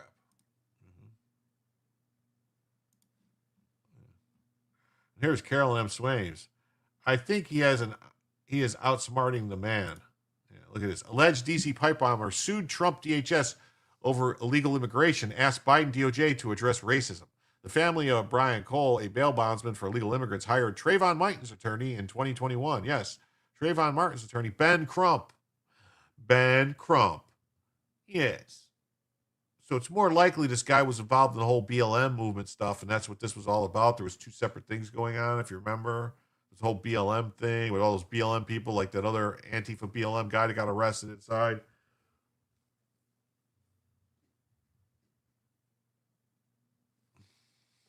The Sullivan was his name, something Sullivan. If the J6 pipe bomber was a Trump supporter, he would have been arrested and perp walked on January 7th by the Biden FBI, but he wasn't. He was sent to plant bombs and pull police away from the Capitol to facilitate the Fed's surrection. Then the Feds left him alone for 4 years. He's a leftist who almost certainly worked with the Feds.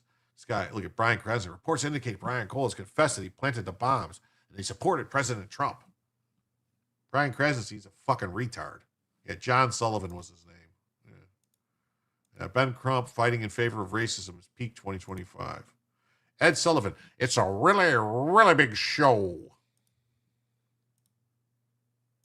Going back to movie? I don't know what that means. Oh, yeah, so let's see. Connection with the D.C. pipe bombs case has been identified as Brian Cole Jr. of Woodbridge, Virginia. Take a look at this. These are live pictures of law enforcement searching the suspect's home. The arrest follows an almost 5-year probe to identify the suspect, who has only been seen in grainy surveillance video, shrouded in a hoodie, gloves, and face mask. Joining us now, the former deputy FBI director and CNN senior law enforcement analyst, Andrew McCabe. Andrew, thanks so much for joining us. What do you think the significance of this is, and what could have led to the arrest? Well, what could have led to the arrest? The information that the fucking FBI was sitting on for 4 years? 5 years almost? Come on. hugely significant. Wolf, it was a major attempted violent act on the nation's capital and seemed to be at least circumstantially timed with an attack on the Capitol to stop the certification of the election. So when you put all these things together, this is a major crime that the FBI needed to solve.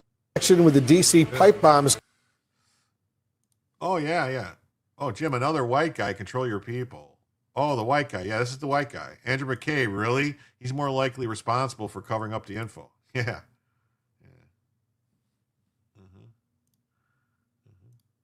As Greg Price says, the January 5th pipe bomber was living a hop, skip, and a jump from D.C. Biden's FBI knew exactly who he was and where he lived, yet they never arrested him, even as they were arresting every MAGA grandma near the Capitol on J6. But CNN and MSNBC want you to believe he was some sort of MAGA-supporting election denier because they have sources, right? And they're doing this because their sole purpose is giving liberals an alternative reality to live in. Yeah. Pipe bombing suspect confessed to planting the bombs, indicating support for Trump. Okay. I'm gonna go right out and say it. His family is connected to Ben Crump. You don't think that the family, like Ben Crump, made a phone call and said, "Oh no," or whatever, and that's why this didn't happen? FBI had to cover up the Glenn Beck story. Yeah. He was a Dem donor, BLM, Antifa. That's what I'm saying. His family is, and was part of the lawsuit that sued over deporting illegals. Look, CNN debunks CNN's story. So there's accused pipe bomber told he believed that the 2020 election was stolen. Sources say hardware purchases and location data, how the FBI said it made an arrest at DC pipe bombing case nearly 5 years later. Right. So here it goes. In 2019 and 2020, Cole purchased multiple items consistent with the components used to make the bombs. So he bought the bomb making stuff in 2019 and 2020. How would he buy the bomb stuff then? And then if he did it because the election was stolen? Or did he buy the bomb stuff because it was part of the whole BLM stuff?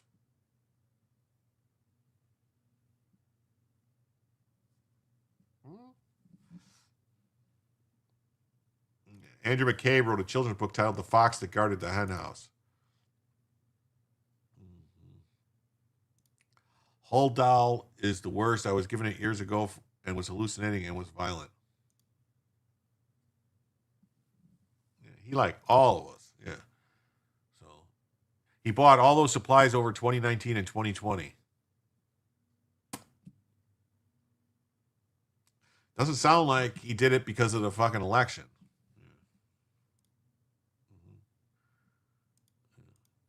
Didn't the guy buy all the stuff for the bombs like way before the election? Yeah, we've learned this among the statements he's accused of pipe bombers made to believe that the 2020 election was stolen, and so it appears the first statement that has been made in this case might give an indication of a motive. Yeah. So, or he's just saying that because he thinks that the guy, like that he thinks he's going to get off, or that he could be part of the pardon that Trump already issued. Do I know what Bella's birthday is? It's in like June, I think. I don't know. I have her papers somewhere. We usually just celebrate it on the 4th of July. Because, it's America's birthday. She's America's dog. Jim, I thought of you yesterday. I asked Grok about the J6 guy. Grok said he was a scruffy white guy, according to a grainy photo. He's not the only. Maybe he stuttered under Bill Ayers. The FBI write lousy scripts. Yeah. What are his hobbies? Yeah. Look, the deputy director of the FBI, Dan Bongino, who's really has been a big force for trying to solve this case, he said on Fox News last night that they had interviewed the suspect, the young man who'd been arrested on this case, at length over the last 24 hours. And what we've learned is that among the statements that he has made. Okay, you see how what he just did there? He said Dan Bongino said that they interviewed him over hours. Dan Bongino didn't say any of the rest of the shit that he's about to say. He's saying they've learned, not what Dan Bongino said, their story.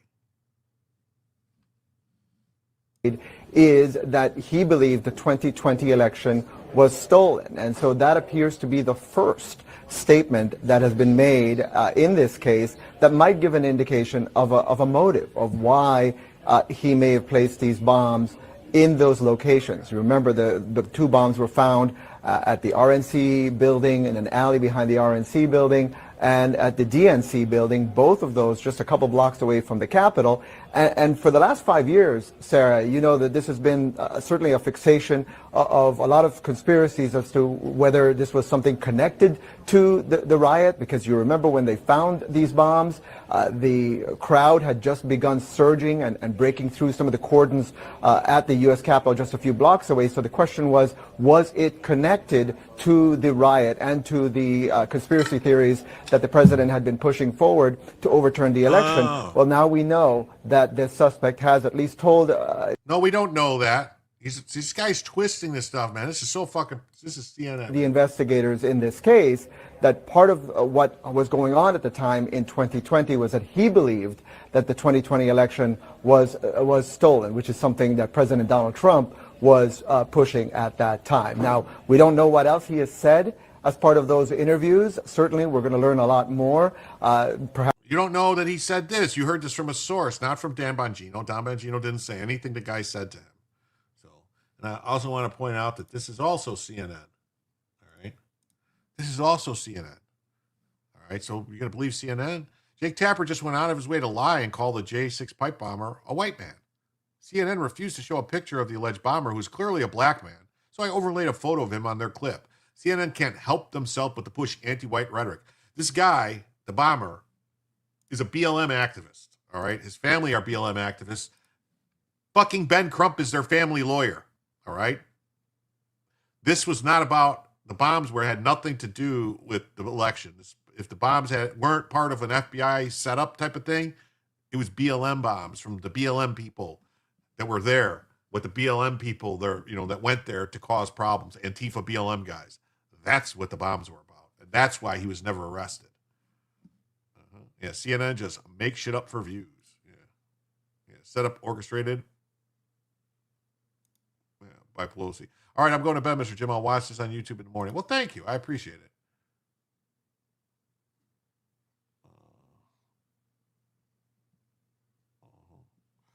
Oh, good night to you too. Danger.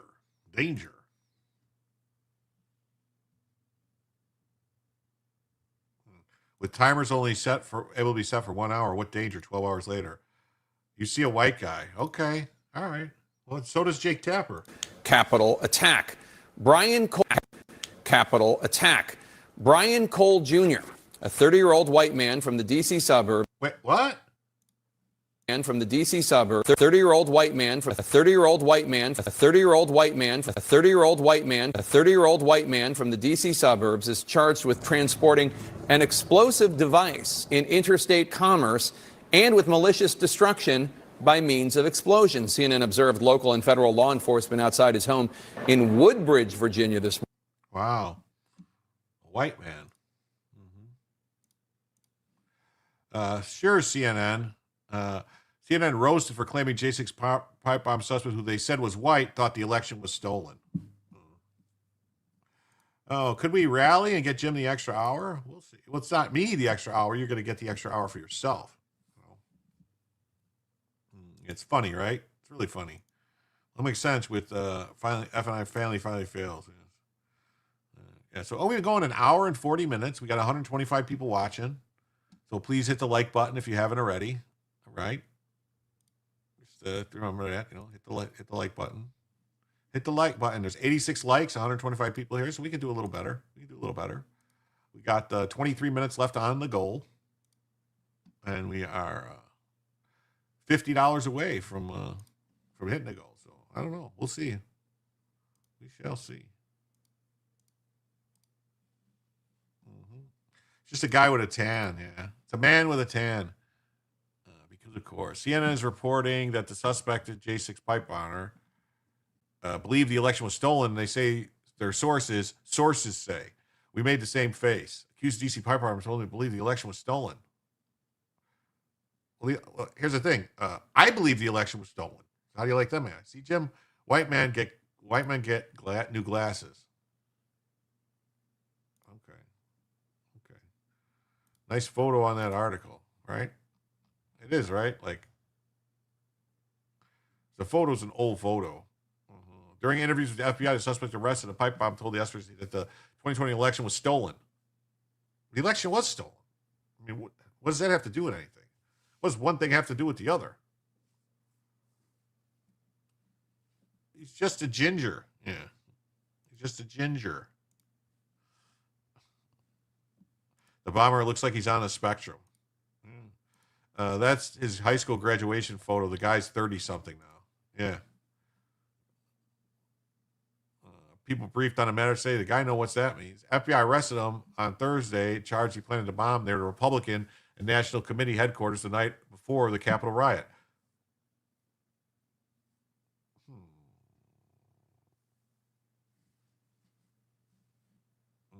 I know they stole the election. They can't prove it wasn't, and they have all the ballots. Yeah. Hey, Jay Leibgott's here. What's up? Happy Friday. Great to see you, Jay. Cole spent hours with the FBI and made multiple statements. Dabagino said that he interviewed the suspect at length but didn't elaborate. Yes, he didn't elaborate, but then they just kind of, they declined to comment on the story. Yeah. Are those the best charges they could come up with? I don't know, Gypsy. I don't know. Now look at this. Spuds comes in. Says gifted one. Jim tells you membership. Thank you, Spuds. And 2 Brick Walls received a gifted membership. 2 Brick Walls received a gifted membership from Spuds. Thank you, Spuds, so much. And with that, we are now $44 away, just $44 away from the first additional hour of the show. And it's a really good show. Thank you, Spuds. 9 more people need to be generous. 9 more people. Actually, less than that. But they did the same thing with Trayvon, is to make them look innocent due to looking young. How does it go from a white woman to a black man in a week? I'm pretty sure the white woman lives next door to the black man. That's what I swore. That's what I saw, is that they were looking at this person. She lived right next door or something like that. Hey, what's up, Fran VT? You're lurking? Thank you. Please hit the like if you're going to lurk. If you're lurking, hit the like button. Also, it is telling that no one who actually matters has commented on the investigation, yet CNN chose to run with the sources say angle because, of course, they did. The whole family's profile is radical, angry leftist. CNN, white MAGA guy. Sources say this is one of your guys. Yeah. CNN believes he's a white man. You people have no credibility. Yeah. We saw that. What? Joe Biden emerges from Demon's forced retirement to remind us why we are the United States. What? It's crazy to think CNN could be any less reliable, and yet here we are. The same sources that said he was white. Does PayPal work with YouTube money? I don't know what that means. If someone sends me money to PayPal, I deduct it off the YouTube money. FBI, wrong address again. Yeah. Bail bonds for illegals must pay well. Yeah. Yeah. No, I take all the money, PayPal, Cash App, any of the money, I deduct it myself off the goal. Whatever comes in, Cash App, PayPal, Ko-Fi, gifted memberships, or someone becoming a member on either YouTube or Rumble, or even I think Twitch even has some kind of membership stuff going on. It works on this channel. Yeah, I do all the deductions myself. I do all the math myself. Is it possible this guy thought the election was stolen? Sure. It's also possible CNN is wrong again, and he did not believe the 2020 election was stolen. We'll keep an eye on this one. Well, thanks for keeping an eye on. Yeah. Same old spin as a Robinson kid who allegedly killed Charlie Kirk. He didn't vote for JB. He ain't black. Oh, is that maybe? Oh, maybe that's why. Maybe he said he voted for Trump, not Joe Biden. And so CNN just assumed because of Joe Biden said that means he must be white. He can't be black because he didn't vote for Joe Biden. I mean, that would make sense.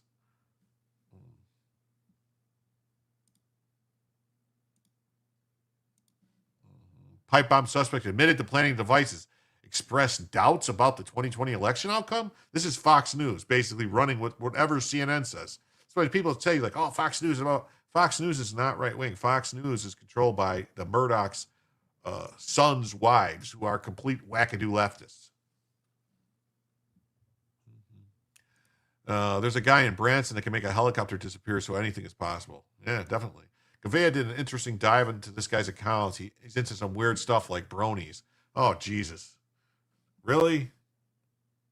Oh, man. I didn't look into any of that.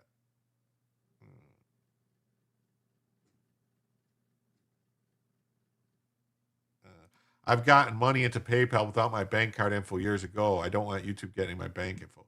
Well, no, I have a link, Joe, up there, or Mark, I'm sorry. I have a link in the chat, pinned in the chat, and there's a QR code. If you want to send a tip through PayPal, it's through PayPal. YouTube won't find out anything about it.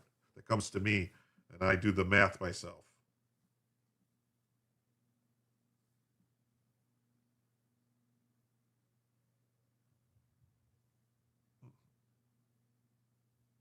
So any donations to PayPal are just between you and PayPal.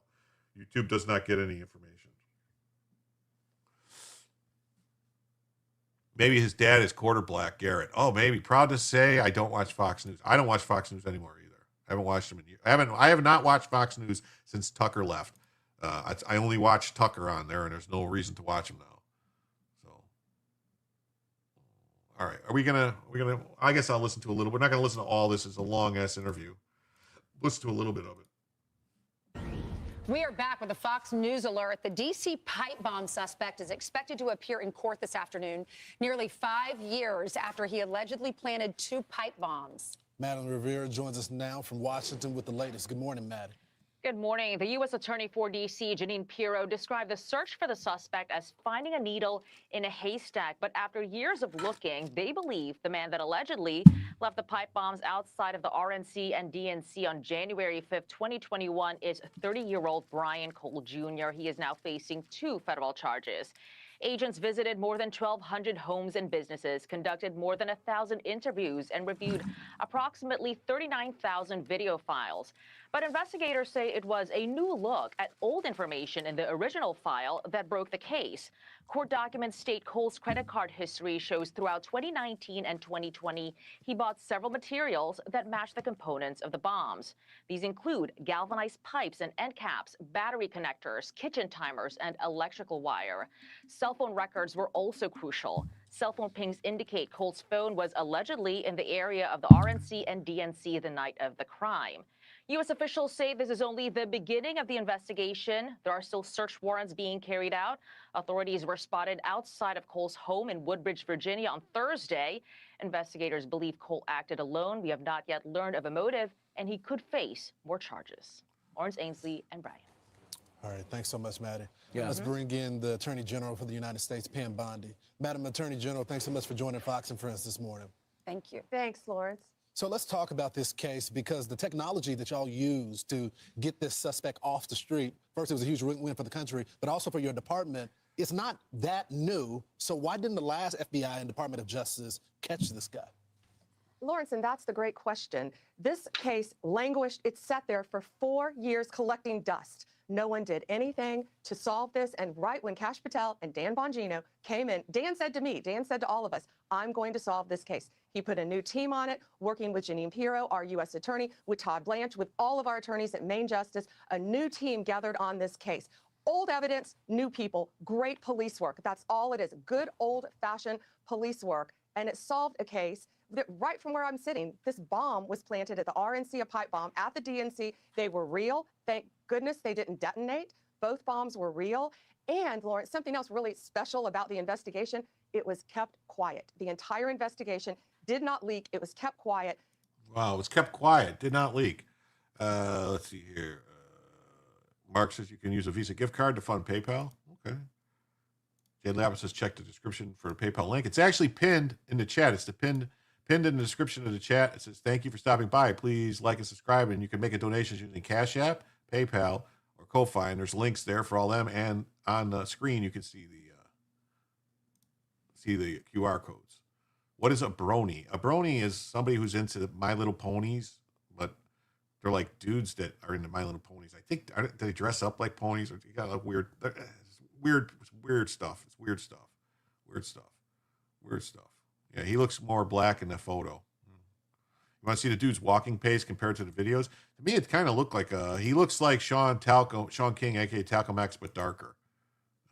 Did CNN ever put out a retraction stating they made a mistake in the color suspect? Not that I've seen. Not that I've seen anywhere. As if a 9-volt battery is suspicious. Well, this is even more disturbing. I want people to realize this. They're saying they got credit card records that they found all these things that he bought. So how did they get the credit card records exactly? They just got everyone's credit card records? They can look at what everyone bought? I mean, what's going on here? What is this? I mean, is this like some kind of... How did they get the credit card records to prove it? Or did they already know it was him? Yeah. Pam, Fox News, Blondie. Yeah, blah, blah, blah, blah, blah. Yeah. And then as if a 9-volt battery is suspicious. Like, yeah, I don't... people buy... LeBron's son is a brony. Yeah, they're into My Little Ponies and anthropomorphic erotica. Yes, pretty gross stuff. Because we got someone who is charged with a very, very dangerous crime off the streets, and more to come. Yeah, Pam, what did his parents know? I mean, he was living at their house. Did they see, was he building bombs in his bedroom? You know, all I can say is what you just saw. You saw a big, beautiful house. That's the suspect where he was living with his mother. That's been reported. I can't talk about any of the evidence, but it's ongoing. They are pouring through evidence. You know, you saw hundreds of agents are on this case because this is a very dangerous person. And again, I believe there are more charges to come, but this is just the combination of great police work and all of my agencies working together, Maine Justice, FBI, U.S. Attorney, along with the D.C. Metro Police and the Secret Service and so many agencies. And that's what President Trump has promised to do, make D.C. safe again and the entire country. So, Pam, the key is going to be, because he put it in front of the RNC, the bomb, and the DNC, but thankfully didn't detonate. Are we closer to finding out what his motivation was? Is he upset with politics generally? Who did he follow? Who did he vote for? Where did he show up in other places? Can you share any of that yet? Yeah, I can't. I've heard a lot of, reporting and rumors and online things, but I'm going to leave that up to the FBI. All right. Attorney General, I want to bring you to this illegal immigrant from Somalia that has now been charged with multiple counts of rape in Minnesota, including a minor. What can you share about this investigation? Oh, let's see. You know, they have said that this administration is just trying to demonize the Somalian community, but we got a criminal here. Okay, Lawrence, this guy came into our country in 2015 under Barack Obama. He let him in legally, just like all the Afghanistans he's been letting in. He let him in legally in 2015. He committed a rape of a child, a horrific rape in 2017. Then he committed another rape in 2024. He's arrested in state court, lives in the Minneapolis area the entire time. Last name Muhammad, he's 28 years old. He's convicted in state court of both rapes. They let him walk out the door on probation. Double rapist. Pled to him, walked out the door. Then, under our administration, he commits a new rape. He is arrested. He is in federal custody. We are going back in time now, charging him again with kidnapping and the rape of the 2017 case. And I can tell you there are more charges to come. And again, this is good police work. They took his DNA, ran his DNA through databases for all these unsolved rapes. So let's wait and see how many charges come after that. That should frighten everyone in this country, Ainsley. Yes, I mean, this is disgusting, raping a minor. And I'm reading on this information, victim 1, victim 2, victim 3, a little girl. How were y'all able to get him? You said with federal charges, because the state court, you said let him walk out the door. Yeah. So we have concurrent jurisdiction in many places, and that's such a blessing now that we're finding out that all of these criminals around the country were not properly prosecuted by liberal state courts. So we were able to charge him federally with a new case, and now his DNA is being run through databases throughout our country. So again, he's innocent until proven guilty of the new one, but he had entered pleas on the last one. The last two, one involved a 15-year-old girl. The second one, he held a woman in a hotel room for days and days and days and raped her repeatedly. Disgusting. I mean, this is obviously. Wow. That is disgusting. That's really disgusting. That's really disgusting. Wow. They had vehicle registration. How long are credit card records kept? I don't know. I mean, credit card record companies probably keep the records forever, at least 7 years, I would think. 12 end caps is a little sus, though. It is. They probably started with phone pings and narrowed to him, maybe. Judge Janine was giving out all the procedures used to get him. Forgive me if I don't believe this. 4 years of no one knowing. And how about the 9 months of Bondi? Yeah. But we must have a paper receipt to make returns to prove we bought the thing we want to return. His parents probably helped build the bombs, if truth be known. I don't know. I think my honest assumption is that when they started getting close or whatever, he didn't fit what they wanted. He didn't fit the narrative, whatever whatchamacallit, he wasn't didn't fit the proper, background that they wanted. So they stopped looking at him, or someone made a phone call. They found out who his family was tied to. His family is tight with all the left-wing Democrat shit, the BLM, the racial grievance stuff, bail bondsmen, illegals, and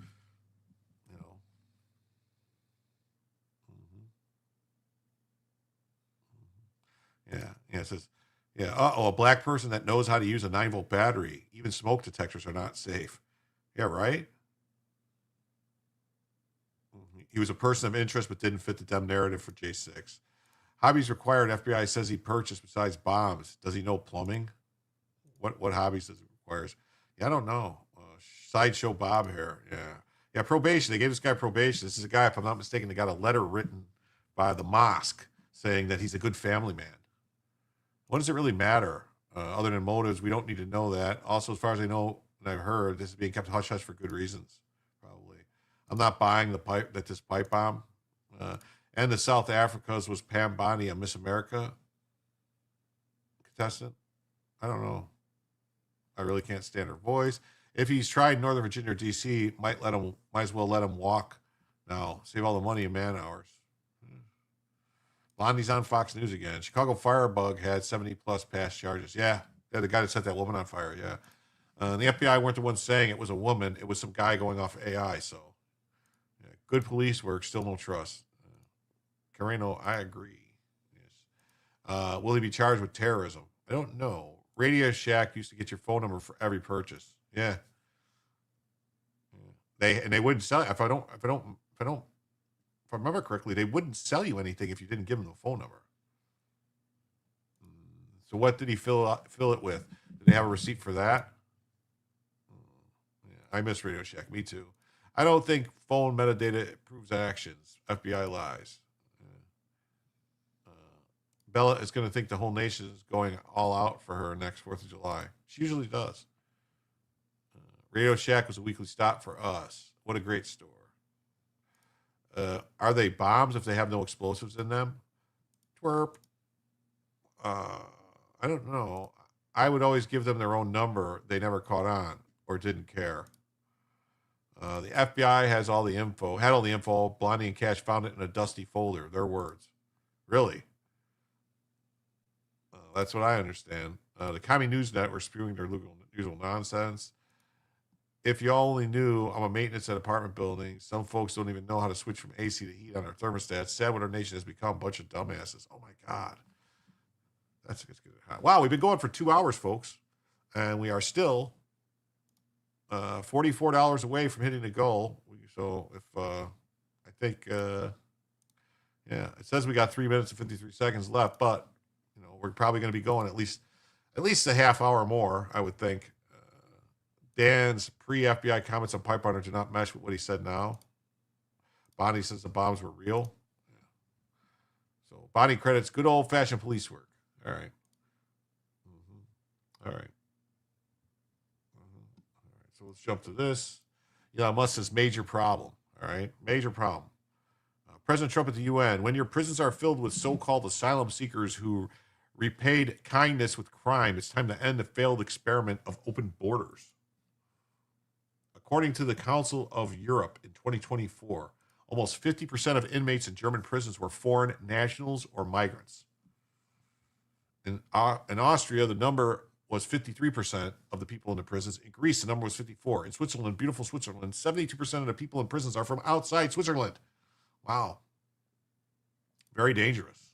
Yes. Not to be confused with a burn bag or a hidden room. Hibbity-jibbity. Definitely some hibbity-jibbity. We are lucky they didn't spread the evidence. Yes.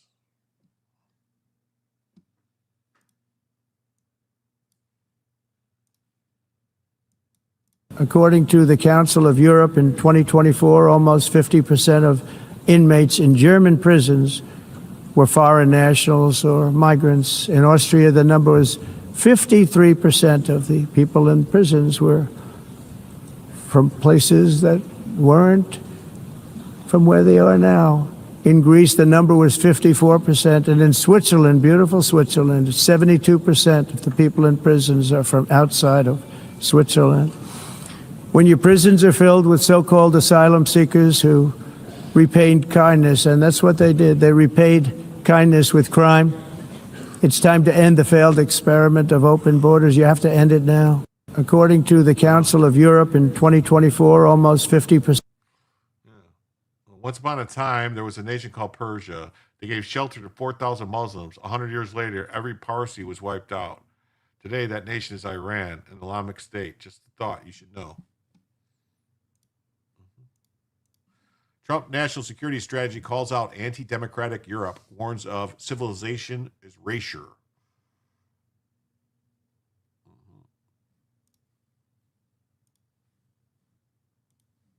The Trump administration's latest national security strategy is slamming European countries for their environmental and anti-free speech policies and warning that the continent's current path risks civilizational erasure. Civilizational erasure. We want Europe to remain European, to regain its civilizational self-confidence and abandon its failed focus on regulatory suffocation, reads Trump's signed document. We will oppose elite-driven anti-democratic restrictions on core liberties in Europe,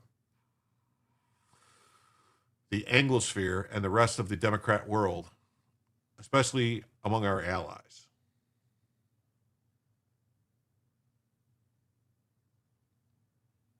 We reject the disastrous climate change, net zero ideologies that have so greatly harmed Europe, threaten the United States, and subsidize our adversaries.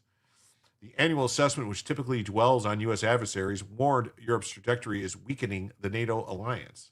American officials have become used to thinking about European problems in terms of insufficient military spending and economic stagnation. There is truth to that, but Europe's real problems are even deeper.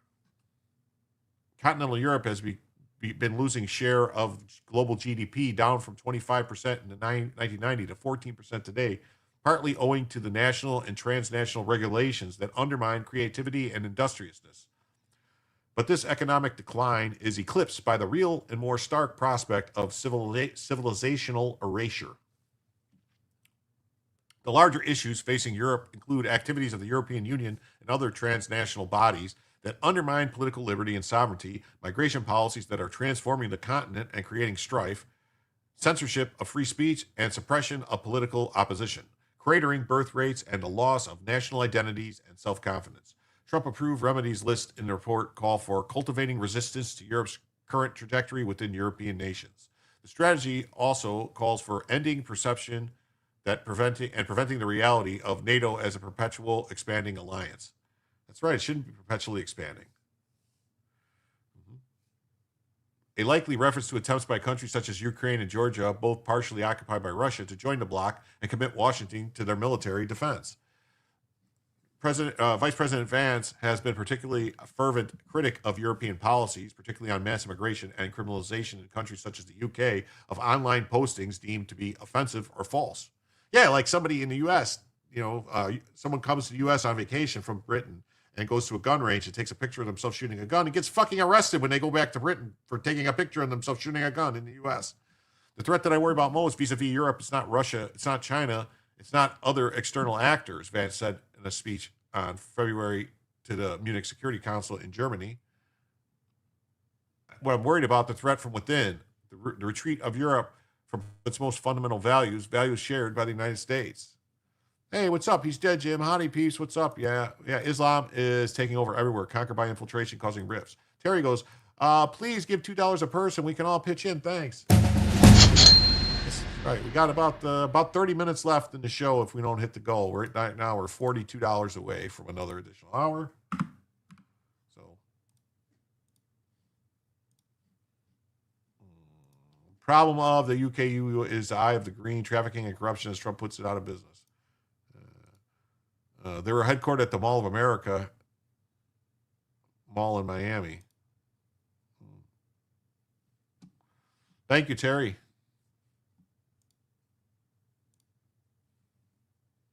The 29-page document also announced the Trump corollary to the Monroe Doctrine of 1823, which asserted U.S. dominance over the Western Hemisphere as the president ordered the bombings of drug smuggling boats off the coast of Venezuela and Colombia. The Trump corollary is defined as seeking to ensure that the Americas are reasonably stable and well governed enough to prevent and discourage mass migration to the United States. That its governments cooperate with us against narco-terrorists, cartels, and other transnational criminal organizations, and remains free of hostile foreign incursions or ownership of key assets. These goals, the report says, are a common sense and potent restoration of American power and priorities consistent with the American security interests. Wow, look at all those drugs on the boat. You can see them. You see the bales of drugs on the boat.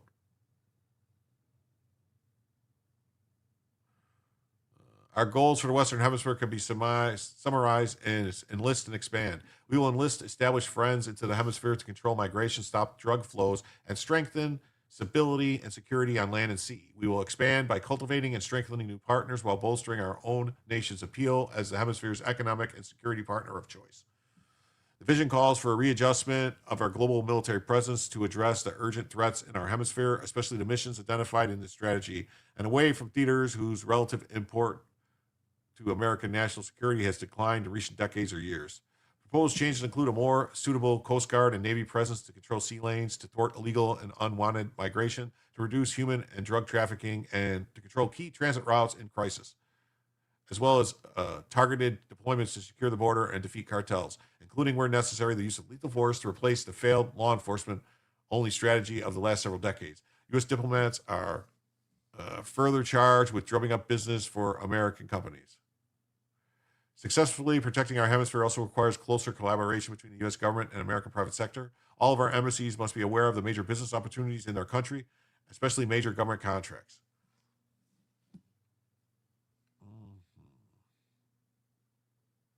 Oh, look at this. Nanny Goat comes in with a $2 super sticker. Thank you, Nanny Goat. With that, we are now just $40 away, folks. Just $40 away from the first additional hour of the show.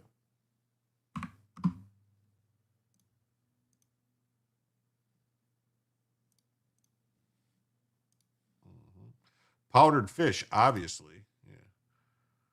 Thank you very much, Nanny Goat. Those are the rare albino boxfish. Yes. Every U.S. government official that interacts with these countries should understand that part of their job is to help American companies compete and succeed. China has also addressed at length with the strategies focused heavily on trade and deterring conflict with Taiwan. We must encourage Europe, Japan, Korea, Australia, Canada, Mexico, and other prominent nations to adopt trade policies that help rebalance China's economy towards household consumption, because Southeast Asia, Latin America, and the Middle East cannot alone absorb China's enormous excess capacity. That there is rightly much focus on Taiwan, partly because Taiwan's dominance of the semiconductor production, but mostly because Taiwan provides direct access to the second island chain and splits Northeast and Southeast Asia into two distinct theaters. Given that 1/3 of global shipping passes annually through the South China Seas, this has major implications for the U.S. economy. The section of the Middle East, meanwhile, gives virtually no mention of the radical Islamic terrorism that beset the region for decades. Middle East partners are demonstrating their commitment to combating radicalism, a trend line American policy should continue to encourage.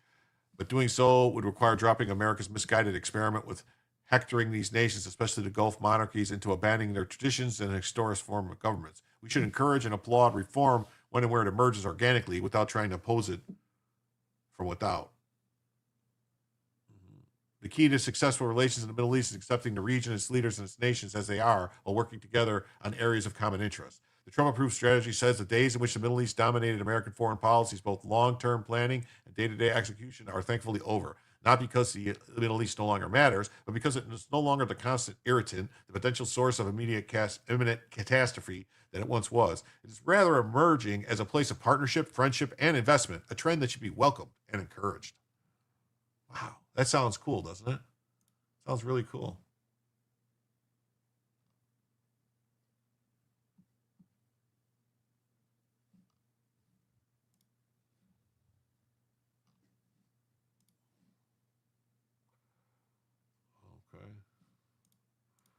Okay. Florida lawmakers hold first committee meeting on redistricting. Legislators and attending civilians hear presentations about the legal standards behind congressional districting.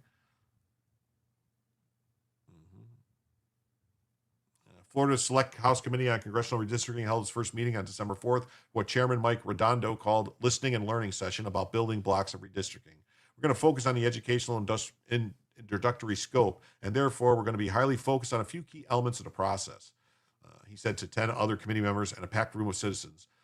Most of the roughly 25-minute meeting consisted of a presentation by the State House's outside legal counsel, Andy Bartos, which introduced some of the basic legal standards for redistricting. Any redistricting will be based on the 2020 census, which gave Florida 28 seats in the House of Representatives based on a population of 21.5 million, 17.3 million of whom were found to be of voting age. Interesting. That total included everyone living in the state, whether or not they were a Florida resident or a U.S. citizen. It also provided geographical information on where the people live within a metro area or county. We don't simply put a line wherever we want on a map because we wouldn't know exactly how many people live within a district that we've drawn. The district has to be composed of those building blocks that the census gives us, and then we can aggregate the data to determine how many people live within each district. So that's just basic stuff. Trump is changing the world. Trade, not war. That's right. Oh, Jay Lee says, let's go. $40, y'all. Take him to those couch cushions. Well, we'll see what happens. Let me see here. Same thing here. Florida starts redistricting talks and growing battle for House control. Let me do this here. I'm going to pull this over here.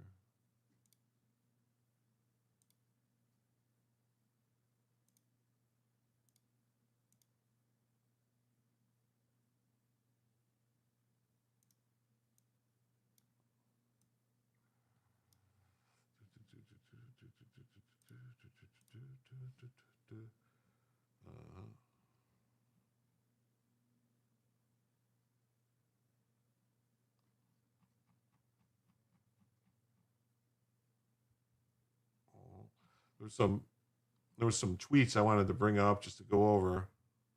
There's this one in particular. Because I want to make sure I get to this. I don't know how much longer we're going to be going. So, wow. Elon Musk says, wow. Breaking: Minnesota Somali fraud may reach 8 billion, not just the 1 billion as first reported. Can you believe this?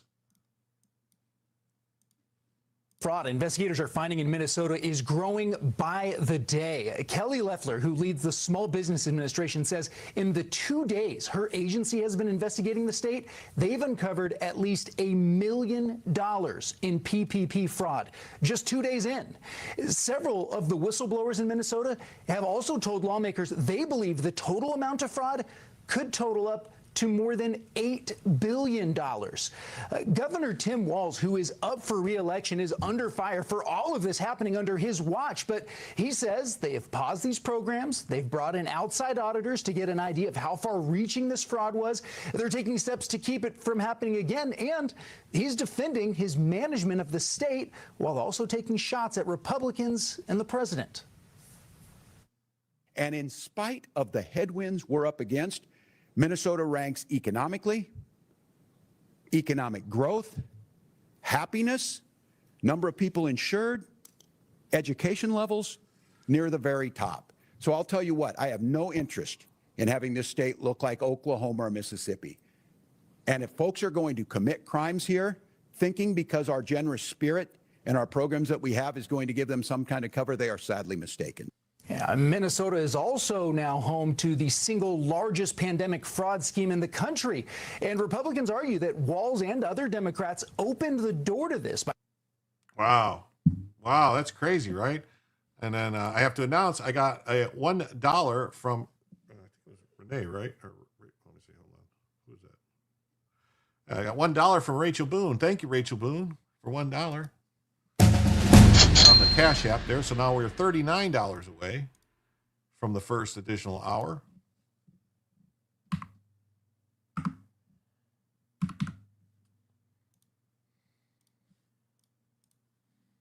Oh, look at this.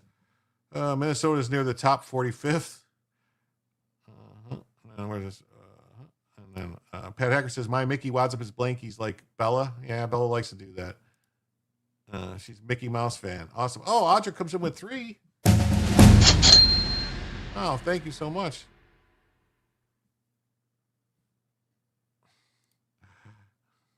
So that brings us now to $36 away.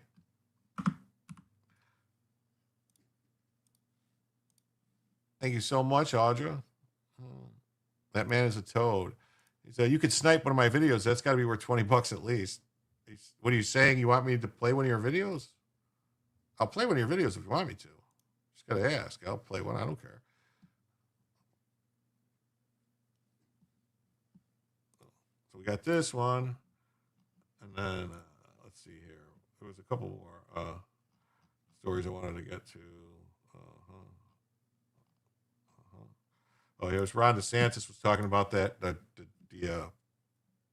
birthright citizenship stuff. The Supreme Court has a chance to decide whether the 14th Amendment enacted after the Civil War to overrule Dred Scott case requires the automatic granting of citizenship of illegal aliens who are born on U.S. soil. The framers of that amendment intended no such thing, but has been interpreted to be a blanket grant of birthright citizenship for any child birth on U.S. soil to illegal alien parents. Correcting this would reduce the incentive to enter the U.S. legally. That's true, it would. Oh, look at this. Got another $1.99 from Sunshine. Thank you, Sunshine. With that means we are $34 away now, just $34 away from the first additional hour of the show. Thanks, Sunshine. Thank you. So we got that story. And then I'll read this because I know everyone really likes Pam Bondi, so we'll read this. The Second Amendment is not a second-class right. After the prior administration's campaign to infringe on America's gun rights, the Justice Department is strongly committed to undoing the damage, including just last week filing our first ever Supreme Court brief arguing for public carry. This unit within our Civil Rights Division will advance President Trump's pro-Second Amendment agenda and protect the right to bear arms for all. This says the DOJ is adding a Second Amendment rights section to the Civil Rights Division. I mean, okay. Sounds good to me. Does that mean you guys are going to actually, I mean, they should start dropping some cases then on some people. The Treasury Department says U.S. Treasuries are having their best year since 2020, and investors who had confidence and faith in President Trump's economic policies have been richly rewarded. And then we got this. It says Franklin the Turtle bought U.S. Treasuries. Pretty cool. We got this. Look at this. You don't get to come to the U.S. as refugees seeking asylum from Somalia, then argue actually that Somalia is amazing. It doesn't work like that. Yeah, prove it. Drop the anti-2A's cases. Close the ATF. That's what I'm saying. Like, there's a lot of cases. Like, why hasn't Matt Hoover or Adamczyk been, or Adam, what's his name? Adamczyk, the guy that they caught, like, tried to claim that because he bought some stuff at a fucking gun show, cut up receivers, that he somehow committed a crime. I don't buy it. I don't buy that for $1. It doesn't work like that. You know, like this guy. This is our garbage, as Piggy Trump said it. Like, this is what they're claiming. Like, oh yeah, Somalia. Look at. Wow. That's a lot of sharks in those waters.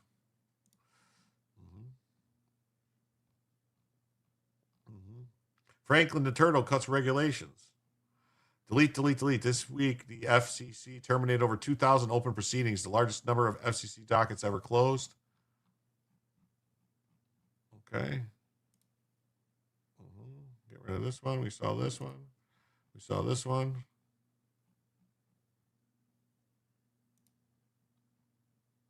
We saw this one. We saw this one. We saw this one about the fraud. We got this one. We got this congresswoman, all right, that says ICE just conducted a raid by Taco Gyro in Tucson. Whatever that is. Taco Gyro. They must make tacos out of gyro meats or something. A small mom and pop restaurant that has served our community for years. When I presented myself as a member of Congress asking for more information, I was pushed aside and pepper sprayed. All right, let's hear what. We just came up on a community that was protecting their people. We had. So they were interfering, impeding ICE operations. Is that what you're saying? They were breaking the law? They were protecting their people. So they're breaking the law. You're admitting they're breaking the law. I would say maybe 40 ICE agents, most of them masked, in several vehicles that the community had stopped right here, right in the middle of the street, because they were afraid that they were taking people without due process, without any kind of notice. And so I was here. This is like the restaurant I come to literally once a week, and was sprayed in the face by a she looks like she's at that restaurant more than once a week. Look at her. very aggressive agent, pushed around by others when I literally was not being aggressive. I was asking for clarification, which is my right as a member of Congress.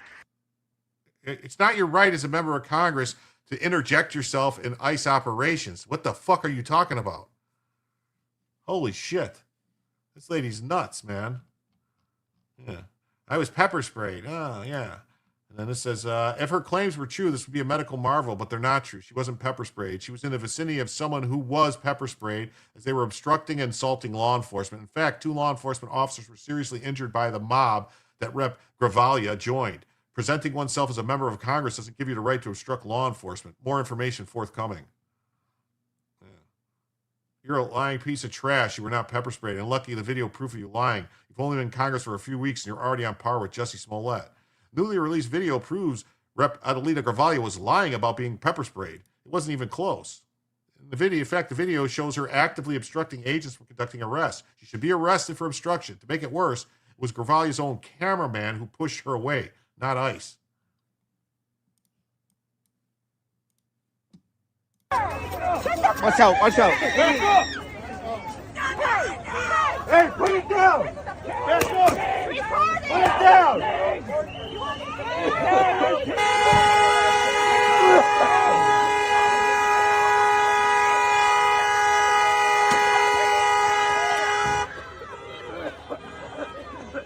a city member of Congress. Calm down. You guys need to calm down and get out. You need to get out. You need to get out. What do you mean you need to get out? Who the fuck do you think you are, lady? Get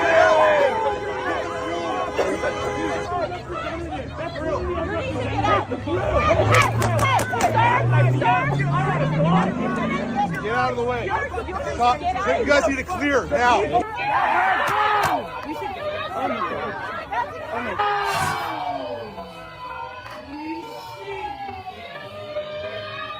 They should have shot her with the pepper balls or whatever those are. That's what they should have done. She's not, just because you're a member of Congress, you don't have the right, like the other lady who started punching agents. Arrest her. Arrest this fucking lady. Watch out, watch out. So you can see that's her cameraman that grabs her and pulls her out of the way.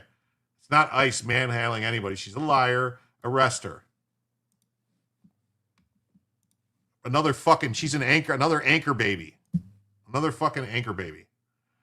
Yeah. Wait, a leftist lied to try and generate outrage and claim victim status? How out of character, said no one ever. If these stunts generally work on you nowadays, you might have had brain damage. Tort the rep needs to obey orders by agents when agents tell her to get off the busy road. But I'm special, so I'm allowed to block roads and obstruct federal law enforcement. What's funny is she's the one who released the video disputing what she claimed. Had to make sure I saved it before she inevitably deletes it because it'll end up being used to indict her. Yeah. It's interesting, right? Gordita, nanny fried beans. Yes. When I hear community, I think tribe. Yeah. I'm so sick of communities. Yeah. Where were those people when Obama and Biden were deporting? It's not about illegals or Kardashians. It's about Orange Man bad. Yeah. Paper has transitioned from frog to turtle. Yeah. What's up, daddies? How you doing? And look at this. This is very good. Watch. Chuck Schumer voted yes for the Maritime Drug Law Enforcement Act of 1986, which authorizes the military to fire on drug smuggling boats. The House approved it 392-16. The Senate approved it 97-2. With that being said, shouldn't Chuck Schumer and this clown show Democrats shut the fuck up? Maritime Drug Law Enforcement Act of 1986. Chuck Schumer voted yes.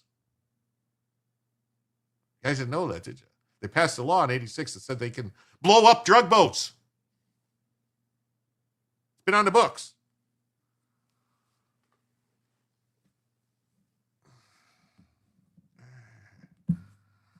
What are you going to do? Yeah, and here's Abby Phillips saying they tried to turn over the boat that was still floating, perhaps to survive on it, and then they were bombed again. How does that attempt to get back in a fight? Joe Borelli, so I don't know, and just let me start by saying I don't care, not one bit. Generally, though, I wholly don't care about these two men in the boat. We're talking about two people who are clinging to life. How about the thousands of Americans every month that are on the floor in some bathroom clinging to life because of overdoses from drugs these people brought? These guys are not good guys.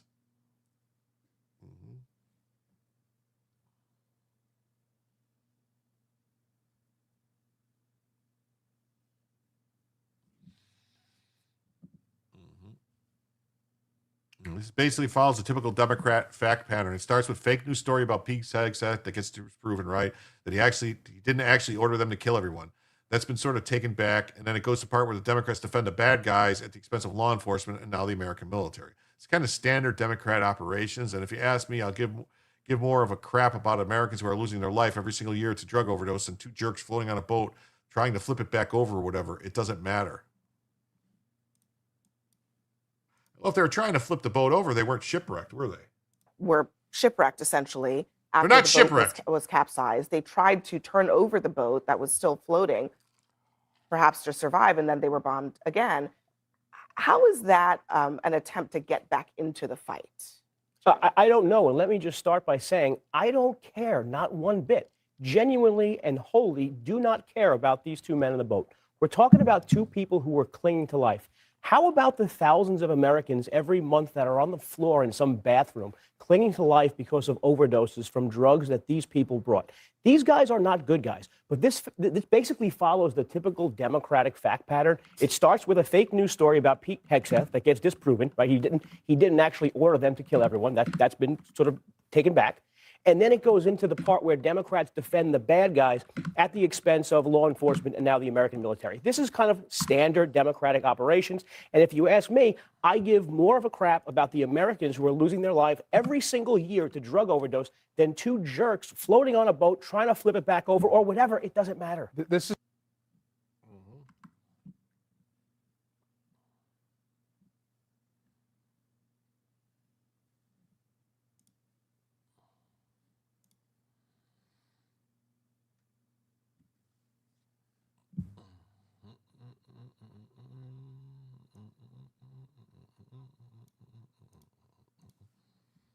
Yeah, just so everyone knows, we're not making it up about the blowing up the drug boats.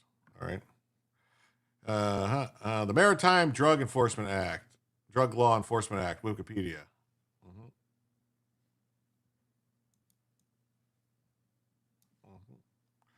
The Maritime Drug Law Enforcement Act, implemented in 86 by the United States, is a piece of legislation combating the illegal drug trade enacted through Congress. It established that it's illegal for anyone on board a vessel belonging to the United States or within their jurisdiction to deliberately produce or whatever. The act is notably for its extraterritorial jurisdiction and its lack of nexus requirement. The act provides that the United States jurisdiction reaches any vessel registered in a foreign nation where the flag nation has consented or waived objection to the enforcement of the United States law by the United States. In recent years, it's been met with controversy as it permits the U.S. Coast Guard the authority to reach and imprison drug traffickers who are operating over international waters. Let's see.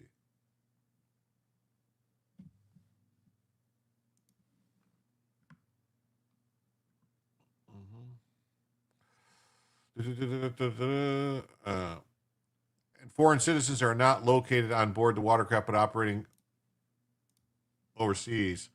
The United States, the United Nations Convention. The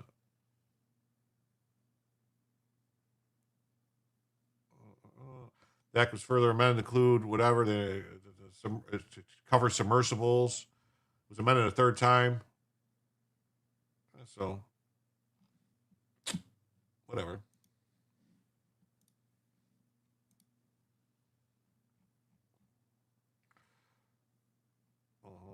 Oh, yeah, here we go. So here's this about the pipe bombing guy. I'm sorry, does the left really think trespassing and planting bombs are equivalent? If the bomber was prosecuted with the J6ers, would Trump have pardoned him? No individuals at the Capitol were not planting bombs at the DNC and the RNC. Well, his activities were the day before, not on January 6th, so it wouldn't be covered by the pardon. I do wonder if he had been actually caught around the time of January 6th and prosecuted, would he have been included in Trump's pardons? I mean, okay, this is absolutely beyond the pale to me, to be honest, to claim that we don't know any sort of inkling of a motive of this individual when just a few months prior there was a lawsuit ruled in the Trump administration's favor against this particular individual for his company seeking to let illegal immigrants out of prison on bail bonds. He purchased the supplies in 2019. Just to clarify, very clearly. What we're saying is that on that podium there, yeah, you're suggesting that he's tied to January 6th insurrectionists theoretically, because that is not at all had he what been I'm found saying, at Isabel. that Just a time. second. We are saying that Kash Patel and Pam Bondi did not provide a motive, and so you can speculate all you want, but the authority. The only one speculating is you, Abby Phillips. You're speculating. She's not speculating. She's giving you facts.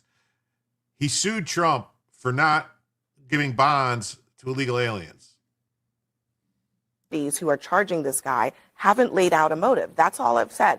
The other thing is that, no, I'm not suggesting that he was tied to stop the steal, but I'm not sure why you think that would be. Had he been discovered right after January 6th, would he have been included in the pardonings from individuals who participated? So it's called a hypothetical. Had he been prosecuted alongside all of those other people who were involved in violent acts on January 6th, would Donald Trump have pardoned him? No, because individuals who walked into the Capitol building on January 6th were not planting pipe bombs. What about at both the ones? DNC but and what the about the RNC ones? What about the ones that use the American flag? But again, it's rich to me that now the media is saying we have no idea what the motive but is Isabel, for this person. Hold on. This network, what about MSNBC, Isabel? What about the people? Within 48 hours of January 6th, what about the people who used an American flag to say this was beat intended police to foment additional chaos, to detract from law enforcement ability. The media as if you're not at this table. I get that you don't want to. I get that you don't want to grapple with the facts of what happened. Original question. No, well, let me ask you. Let me ask you a question. Let me ask you a question. What about the people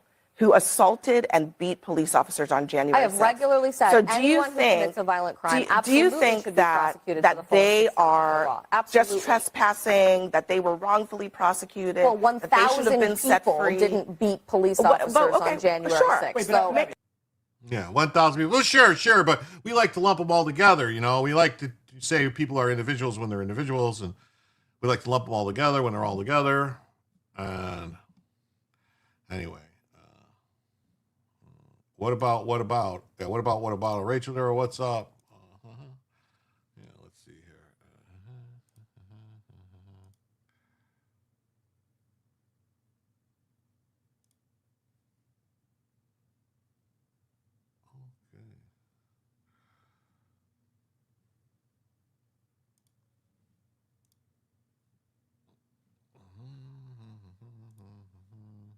looking for something real quick here.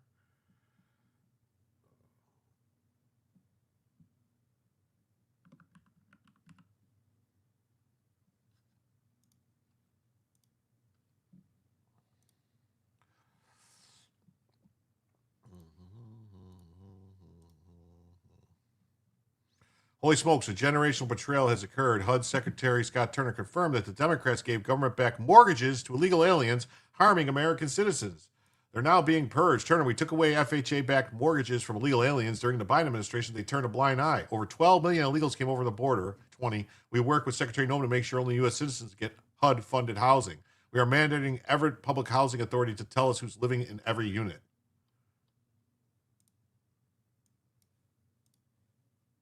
You know, during the Biden administration, there were over 12 million illegal aliens that came over the border, straining our housing supply and making the costs go up. And so we work with Secretary Noem at DHS, as you alluded to make sure that only American citizens are living in HUD-funded housing. We also took away FHA-backed mortgages from illegal aliens during the Biden administration. They turned a blind eye. But we're going to keep the law to make sure that these mortgages, which are backed by the taxpayer, go only to the American people. And lastly, we are mandating that every public housing authority give us a comprehensive account who's living in every unit in taxpayer HUD-funded housing. Wow. Actually, Davis, another impact of that wide open border. Absolutely. You know, during the Biden. Wow. And Brian Olderkamp comes in and saved you all, because this was going to be the last story right here. This was going to be it, and I was going to end the stream. And Brian Olderkamp comes in with 5 Jim memberships, and that's $30. That ain't cheap. Deb Muller, Texas, received a gifted membership. John Donnelly received a gifted membership. Jerry Mars received a gifted membership. Robert Hunt, 821, received a gifted membership. And BTM Reviews, Dave, got a gifted membership. And then Brian Olderkamp was not to be outdone. He came in with another $4. What that means is... Tactical assessment. Red Chinese victory. Impossible. America will never fall to communist invasion. Communism is the very definition of failure.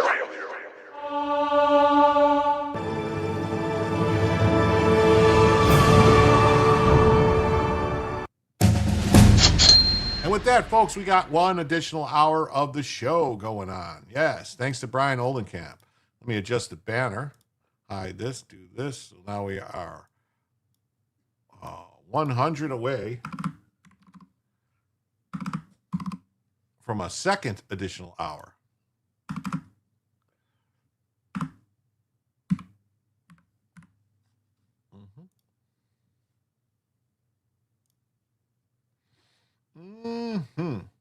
Okay.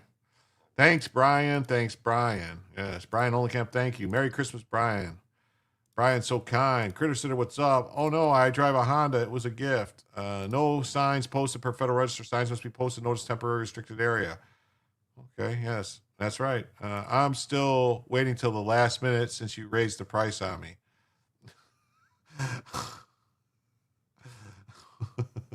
We never doubted. Brian, I actually didn't raise the price. I explained this. The price was always 100, and then I lowered it for my birthday, and then I never went back. Yeah. Welcome to the new members. I'm finally green. Thank you, Brian. Tsunami wave of truth flooding our nation, proving trolls can't swim. That's right. So let me do this. Let me come in here. I start a new goal for 1 hour. 20 super chats. No, wrong thing. How is that the last thing I pasted? That doesn't make any sense.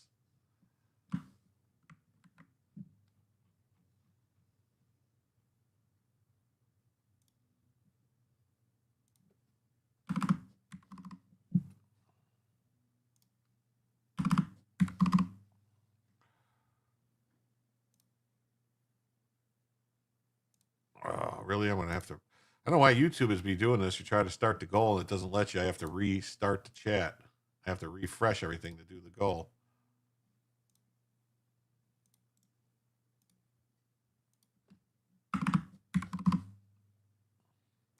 I did get a new keyboard today, but I didn't hook it up, so hopefully it's not as loud.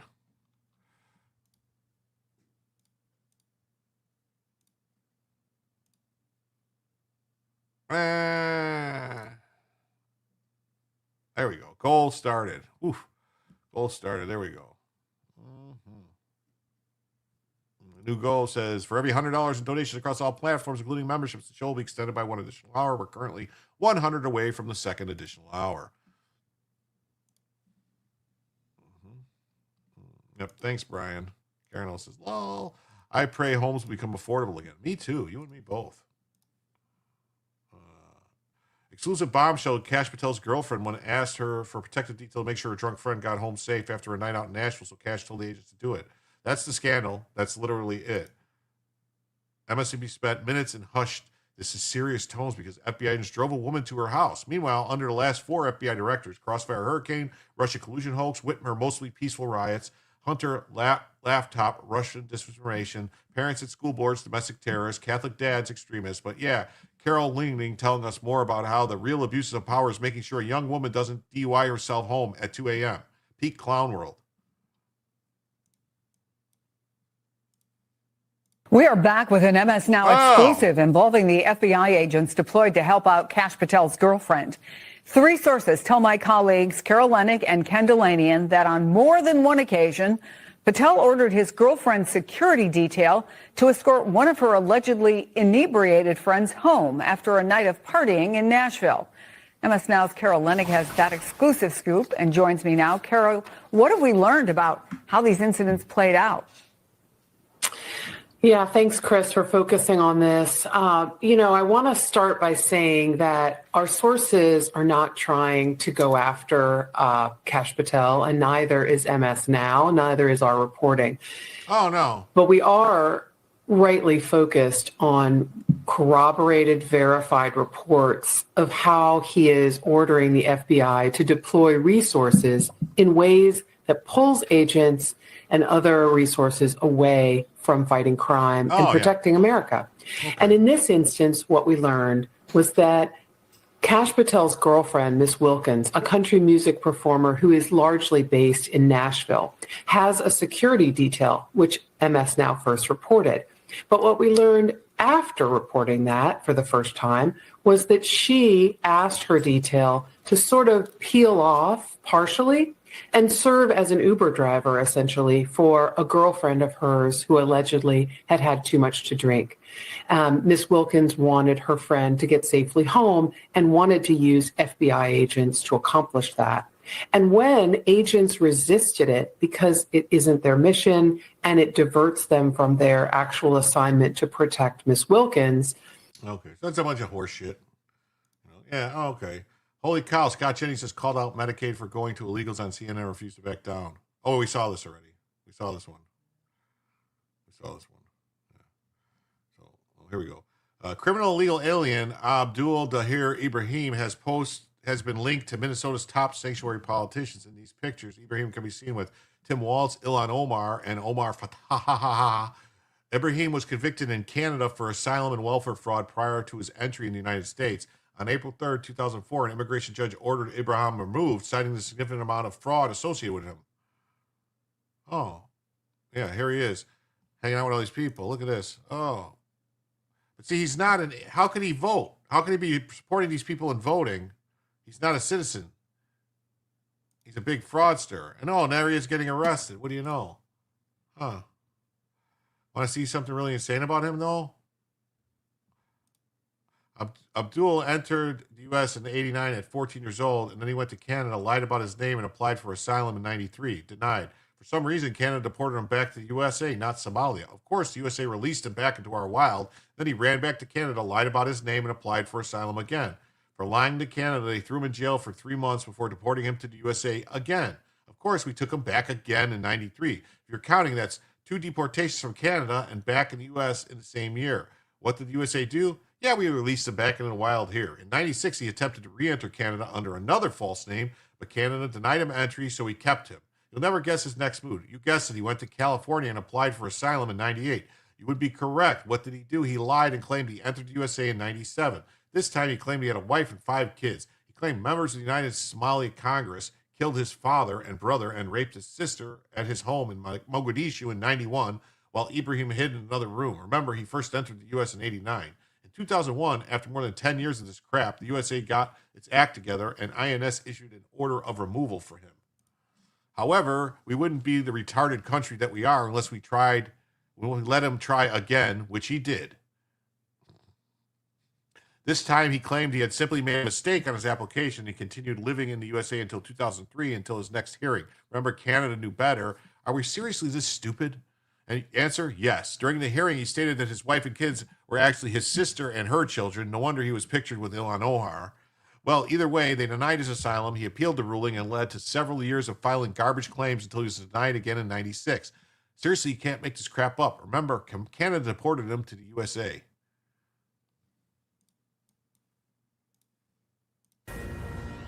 All right, this news just breaking moments ago. Fox News has obtained photos of one of the Somali illegal immigrants wrapped up in the Minnesota fraud scandal, posing with several high-profile Minnesota Democrats, including Congresswoman Ilhan Omar and Governor Tim Walz. The man pictured is Abdul Dahir Ibrahim. He entered the country in 2000 and has had an order for removal since 2004. He also has a prior conviction in Canada for asylum and welfare fraud. ICE tells Fox News Ibrahim was granted temporary protected status for 10 years, but should have never been eligible. We are going to have more on this in our next hour. Should have never been eligible. This news just should have never been eligible.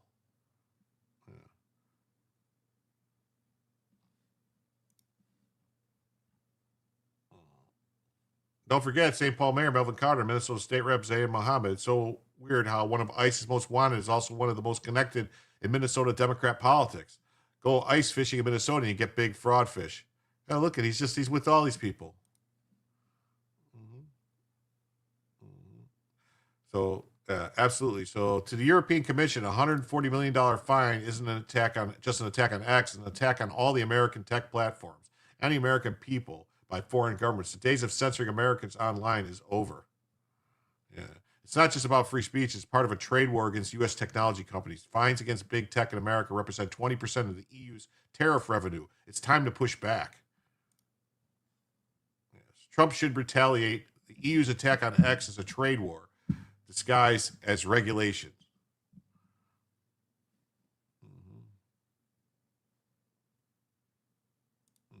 I'm at the point of not deporting them to another country, but to another plane of existence. They keep coming back. Yeah. If the bone still has marrow, jokes on them. Beef marrow is yummy.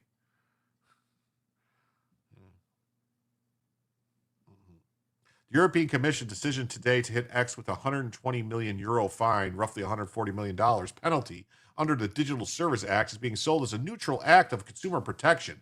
Brussels says it's merely enforcing transparency rules about blue check marks, advertising, and researcher access. In reality, it's something else. It's the clearest signal yet that the European Union increasingly treats American technology companies as hostile forces to be contained, even as it leaves space for Chinese competitors to grow inside the European market. This is a strategic mistake. It undermines Western technological strength, and in practice, it advantages Beijing. EU regulators attack U.S. tech in the name of sovereignty while handing Huawei, Alibaba, and Chinese automakers deep access to Europe's infrastructure. Europe is undermining its own security and empowering China. Brussels just launched another Digital Markets Act investigation aimed squarely at American tech firms while expanding deep industrial and digital partnerships with China. Europe claims it is de-risking, yet Germany is partnering with Chinese autonomous vehicle makers. Spain is giving Huawei contracts to manage law enforcement wiretaps. And the Netherlands returned chipmaker Nexperia to its Chinese parent. Meanwhile, U.S. companies create European jobs, build data centers, and follow EU rules. Europe is punishing its ally and empowering Beijing. This is self-sabotage.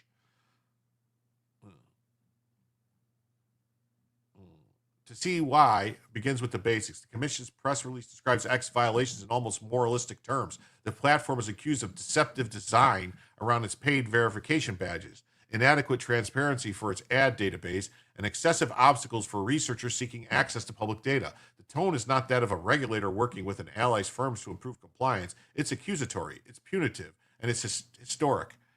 This is the first non-compliance decision under the Digital Services Act, the first time the EU has pulled the financial trigger under its flagship online content law. And Brussels chose an American platform closely associated with a U.S.-aligned, free speech-oriented owner and as its inaugural target.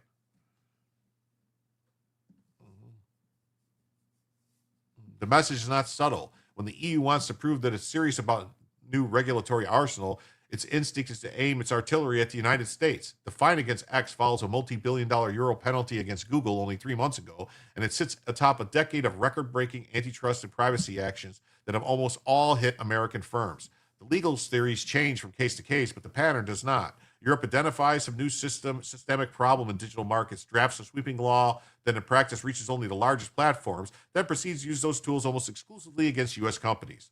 Brussels insists it's technology neutral. The enforcement record says otherwise. And once again, Europe is finding a successful U.S. tech company for being successful a U.S. tech company. Europe is taxing Americans to subsidize a continent held back by Europe's own suffocating regulations. Considered a Digital Markets Act, on paper, the DMA is a structural regulation for gatekeepers, platforms so large and central that they must live under special ex ante obligations. In practice, these thresholds were set at levels that almost no one but American giants could meet. To be a gatekeeper, a company must have at least $7.5 billion in EU turnover or $75 billion in global market capitalization and 45 million monthly users inside the Union. The result is familiar. The Commission's first designations named Alphabet, Amazon, Apple, Meta, Microsoft, plus one Chinese firm, ByteDance, and a single European company, Booking. U.S. platforms dominate the list by design. European legislatures openly said the law focused on the top 5 American companies rather than sweep in European rivals. Think tank analysts have described the thresholds as designed to limit its scope to U.S. firms. Notice what this means in practice. Large Chinese platforms are, for now, mostly outside the DMA's hardest obligations, not because they are more responsible, but because they have not yet grown quite large enough. In Europe, to trip the gatekeeper thresholds, a growing body of policy analysis from places like CSIS and ITIF have pointed out that the DMA was conceived with U.S. players in mind and that almost no thought was given how it might shape the rise of Chinese platforms in the European market. The consequence is predictable. The entrenched American firms bear heavy compliance costs, including forcing interoperability and structural changes to their business model, while prospective Chinese challengers are free to expand under lighter rules until they are too large enough to be caught, at which point they will already have captured a healthy share of users and data. This is crazy. The Digital Service Act is following a similar path. Elon Musk has also repeatedly stated in interviews and on X that senior EU officials privately pressured the company to suppress lawful speech under the DSA and even floated an informal off-the-books arrangement. If X quietly adopted Brussels' preferred censorship policies, regulators would ease off enforcement. Musk has framed these conversations as proof that the DSA's real force is not neutral rulemaking, but political pressure to silence disfavored narratives, pressure that X refused to accept. Today's fight against X is not merely about check marks, it's about content control and the power to dictate acceptable norms of online speech. The Commission has made clear that it views X's lighter moderation posture under Elon Musk with suspicion, particularly when it comes to political speech that Brussels might classify as disinformation or harmful content. The formal grounds for the fine are framed as transparency and deceptive design, but the context is a running confrontation between a sovereign European regulator and an American platform that has tied itself to a more permissive approach to speech, including speech that criticizes EU's migration policy, climate agenda, or handling of the Ukraine war. Compare that with the way Europe has handled TikTok. The Chinese-owned video app is rightly viewed in Washington as a national security risk, given its parent company's ties to Beijing and China's data access laws. The U.S. has banned TikTok from federal devices and debated outright bans or forcing divestiture. Europe has not. Brussels has wrapped TikTok into its general platform governance debate. It has opened investigations, complained about ad libraries and protections for minors, and occasionally demanded changes. Yet when the Commission examined TikTok's ad transparency and researcher access under the same DSA framework that produced today's X fine, it accepted a package of voluntary commitments and closed the case without any monetary penalty. Recent reporting makes contrast explicit. In the same breath that it describes the fine for X, Tech Policy Press notes that TikTok avoided a penalty because it offered to tweak its ad tools and search features. One platform headquartered in a Democratic ally gets a headline-grabbing fine on one day of the DSA enforcement. Another platform, ultimately answerable to an authoritarian regime that Europe itself labels a systemic rival, gets what amounts to probation and a public pat on the back for cooperating. European officials insist there is no favoritism, that no nationality does not matter. Yet to American eyes, especially in an administration that views X as an important venue for political discourse, the optics are impossible to ignore. This is not an isolated episode. Over the last decade, the largest fines in EU competition history have targeted Google, Apple, Amazon, and Meta.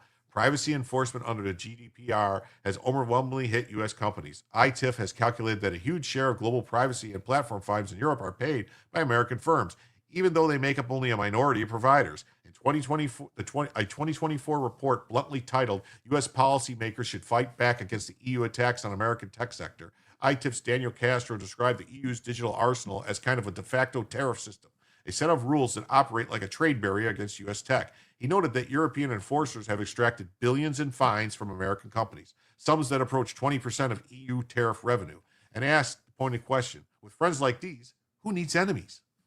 If that sounds like hyperbole, consider what the European policymakers are doing at exactly the same time with Chinese firms. Take Temu and Shein, the Chinese shopping apps that flood Europe with ultra-cheap clothing and goods shipped directly from China. Brussels has finally begun to respond, but its posture has been cautious and piecemeal. The EU is now moving to end $150 euro customs duty exemption for low-value parcels, a loophole that allowed Chinese e-commerce to pour 4.6 billion small packages into Europe in 2024, more than 90% of them from China. The European Parliament notes that 91% of all shipments under that threshold originated in China, largely through platforms like Shein and Temu. South China Morning Post, +5 European Parliament, +5 company, +5, I don't know. Yet even here, the focus is on tax and product safety, not on structural power. Officials stress that they are fighting counterfeit toys and unsafe electronics, not the rise of Chinese digital gatekeepers. Enforcement under the DSA has so far followed the same pattern. Temu has been warned about illegal goods and risky design choices, but it has not yet faced the kind of headline penalty that X received. It is treated as a marketplace with some compliance problems, not as a part of a larger strategic competition. Oh my God.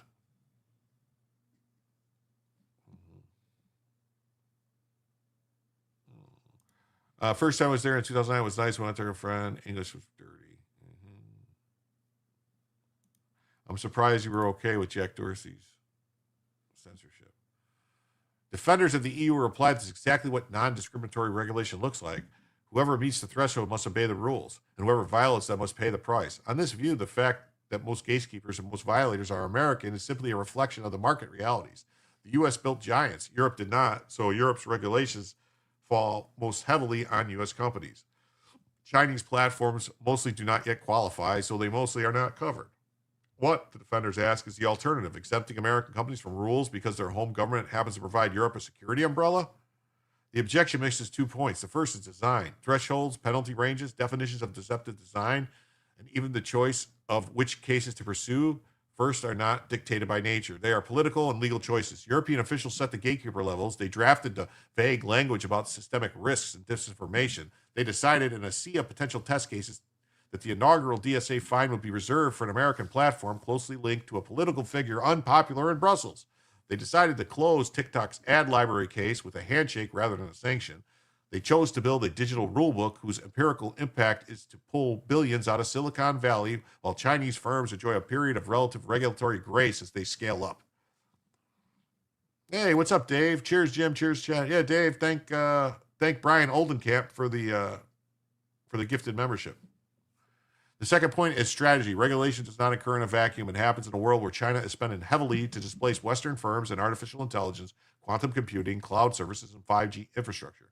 European and American analysts alike have warned that if Democrat allies fracture their tech ecosystems with conflicting rules, the beneficiary will not be some imaginary European champion. It will be a Chinese company with the scale and backing to exploit the openings. A commentary for a Central and Eastern Europe think tank put it starkly. EU's war on U.S. big tech, it argued, is handing China the future because it redirects capital and managerial attention inside Western firms from innovation to compliance. Just as Chinese competitors surge forward with state-backed investment, that is an overstatement, but it captures a real risk. Here on security dimensions matter. The U.S. extends NATO guarantees, deploys troops, and shares intelligence so that Europe can live under America's security umbrella.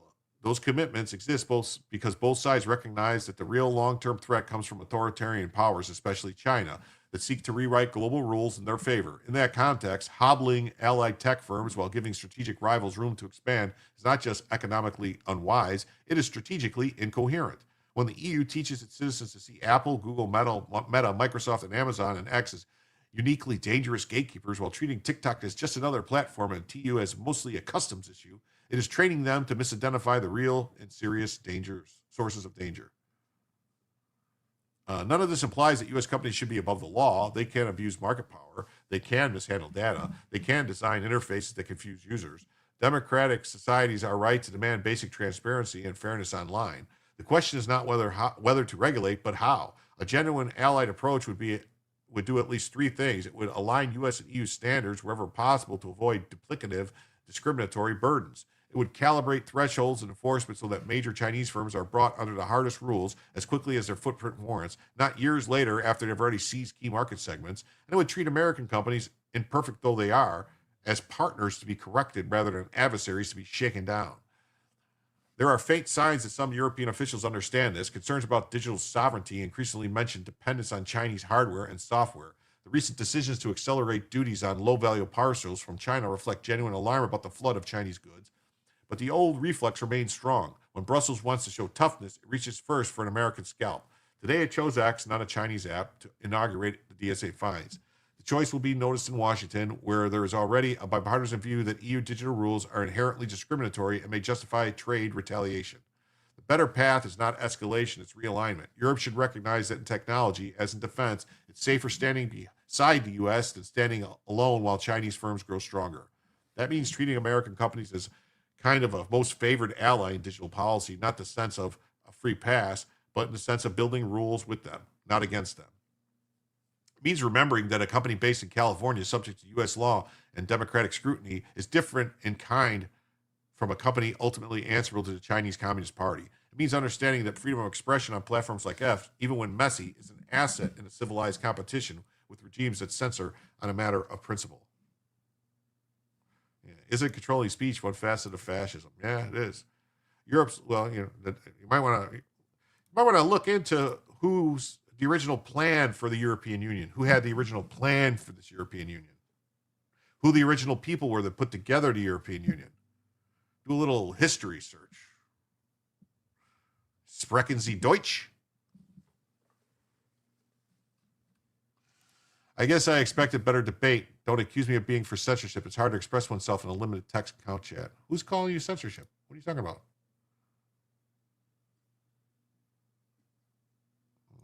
Okay, I understand. I'm not a fan of Elon's continued need to spout off and get ego stroked every day.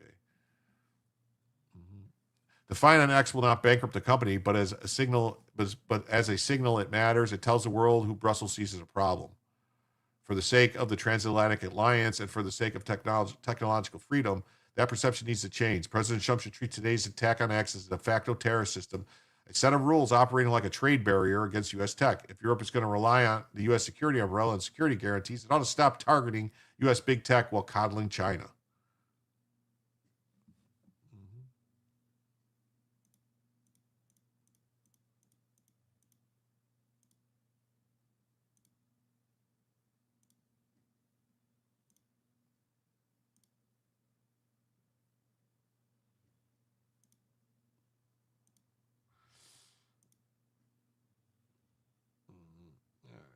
Do this real quick. The Trump administration making good on promise to send more water to California.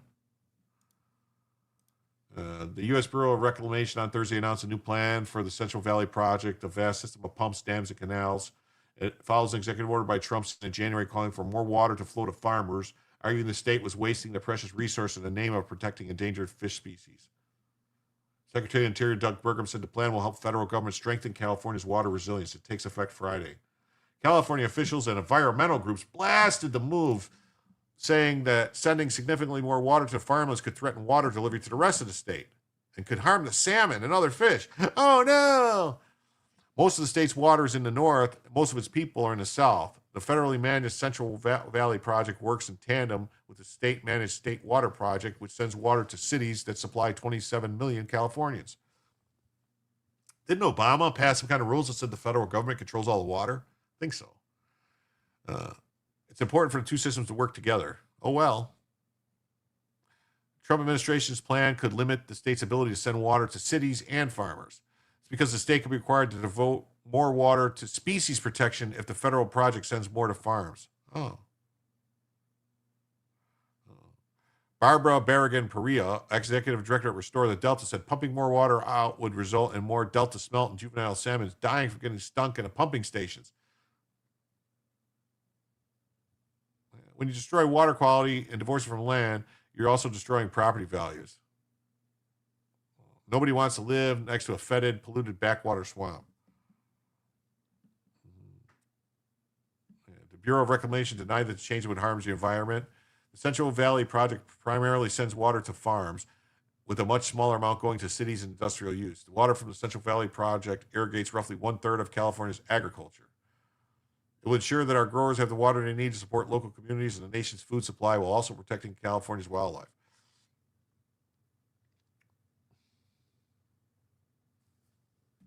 Fucking California, the land of the fruits and nuts, man.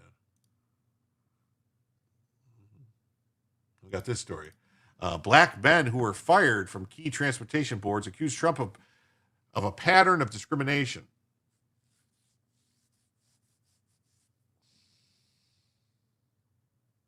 Wait, that looks like the guy who planted the pipe bombs. 2 black men were fired by President Trump from the National Transportation Safety Board and the U.S. Surface Transportation Board, accused the administration of discriminating against them.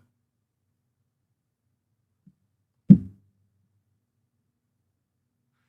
can't fire a black guy now. If you fire a black guy, it's discrimination. Wow. Oh, it can't be him. The pipe bomber is white. Sorry. My bad.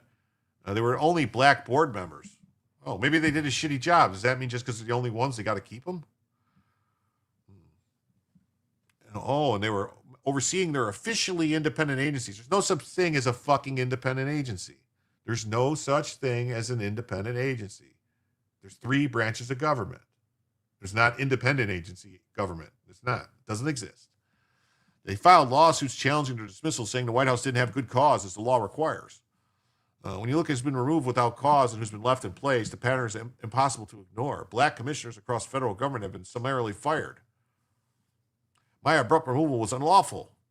The White House said that Trump was well within his rights to fire Primus and Brown, and that their performance, not bias, drove the decisions. The administration has yet to file a formal response to the lawsuit, but it asked the judge to dismiss the lawsuit, arguing the statutory protection saying board members can only be fired for cause is unconstitutional. The president should be able to pick his own team at every executive agency.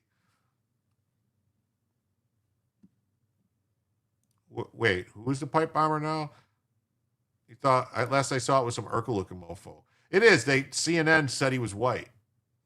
Jake Tapper on CNN said he was a white man. Yeah. Deport them too. Yeah, it's racist to fire people who are bad at their jobs. Yes, it is. Yeah. Let's elect Newsom when he's make America California. It was some Urkel-looking dude. It was. Yeah. He's dead, Jim.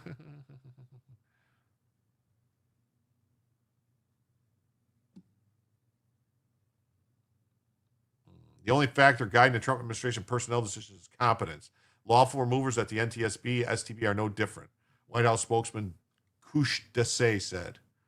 When Brown was fired, experts said they couldn't remember anyone being fired from the NTSB, which is tasked with investigating disasters across all modes of transportation, to determine what caused them and make recommendations.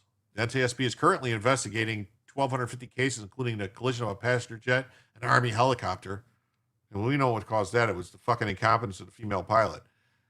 Primus was pushed off the STB shortly after Union Pacific proposed an $85 billion acquisition of Norfolk Southern Railroad, a massive deal that the 5-member board would consider approving over the next year or two. He was the only board member of the STB to oppose the Canadian Pacific acquisition.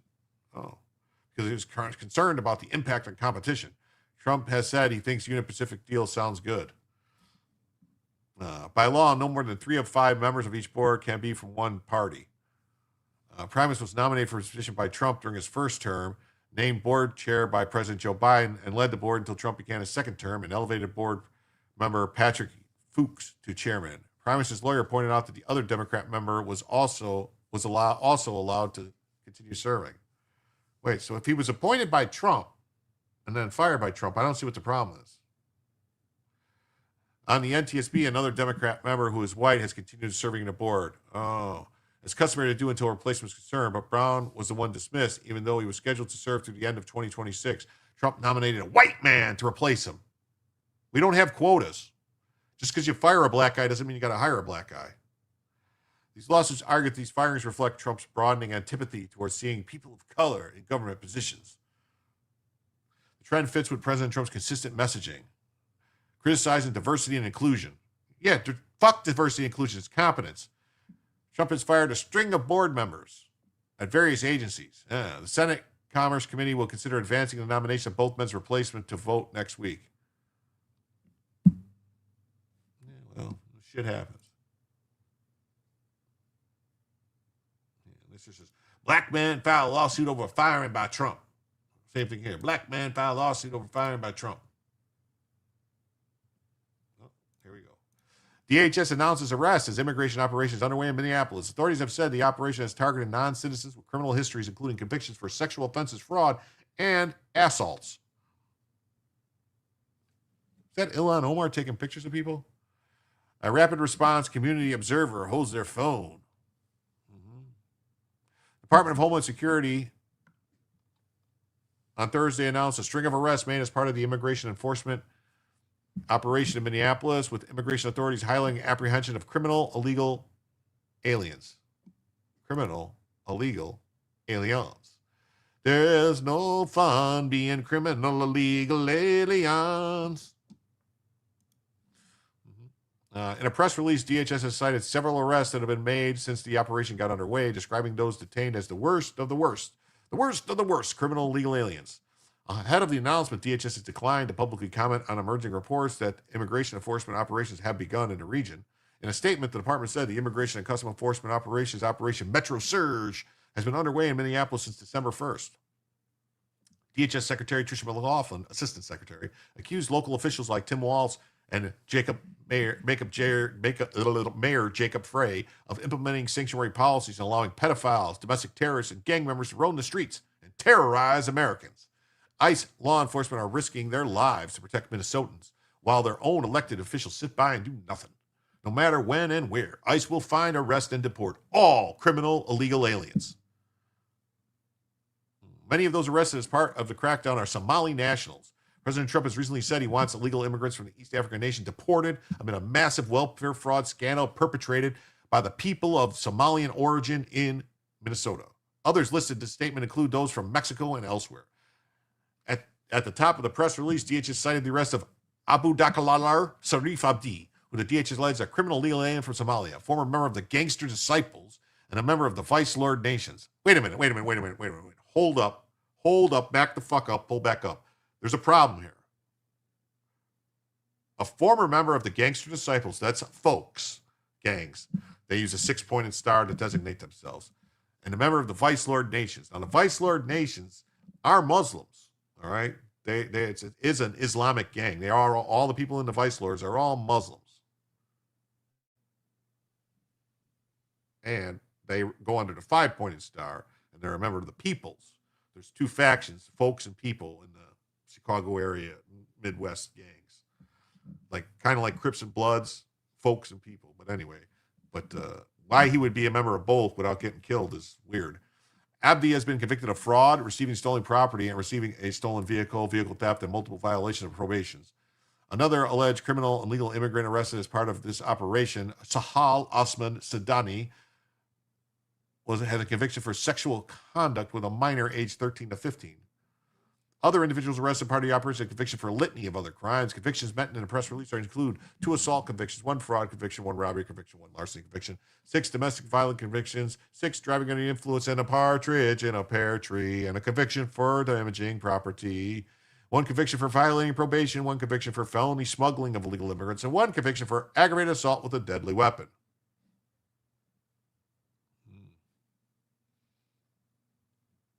Interesting. Fox News just has it as ICE operation in Minneapolis to have dozens of the worst of Somalis.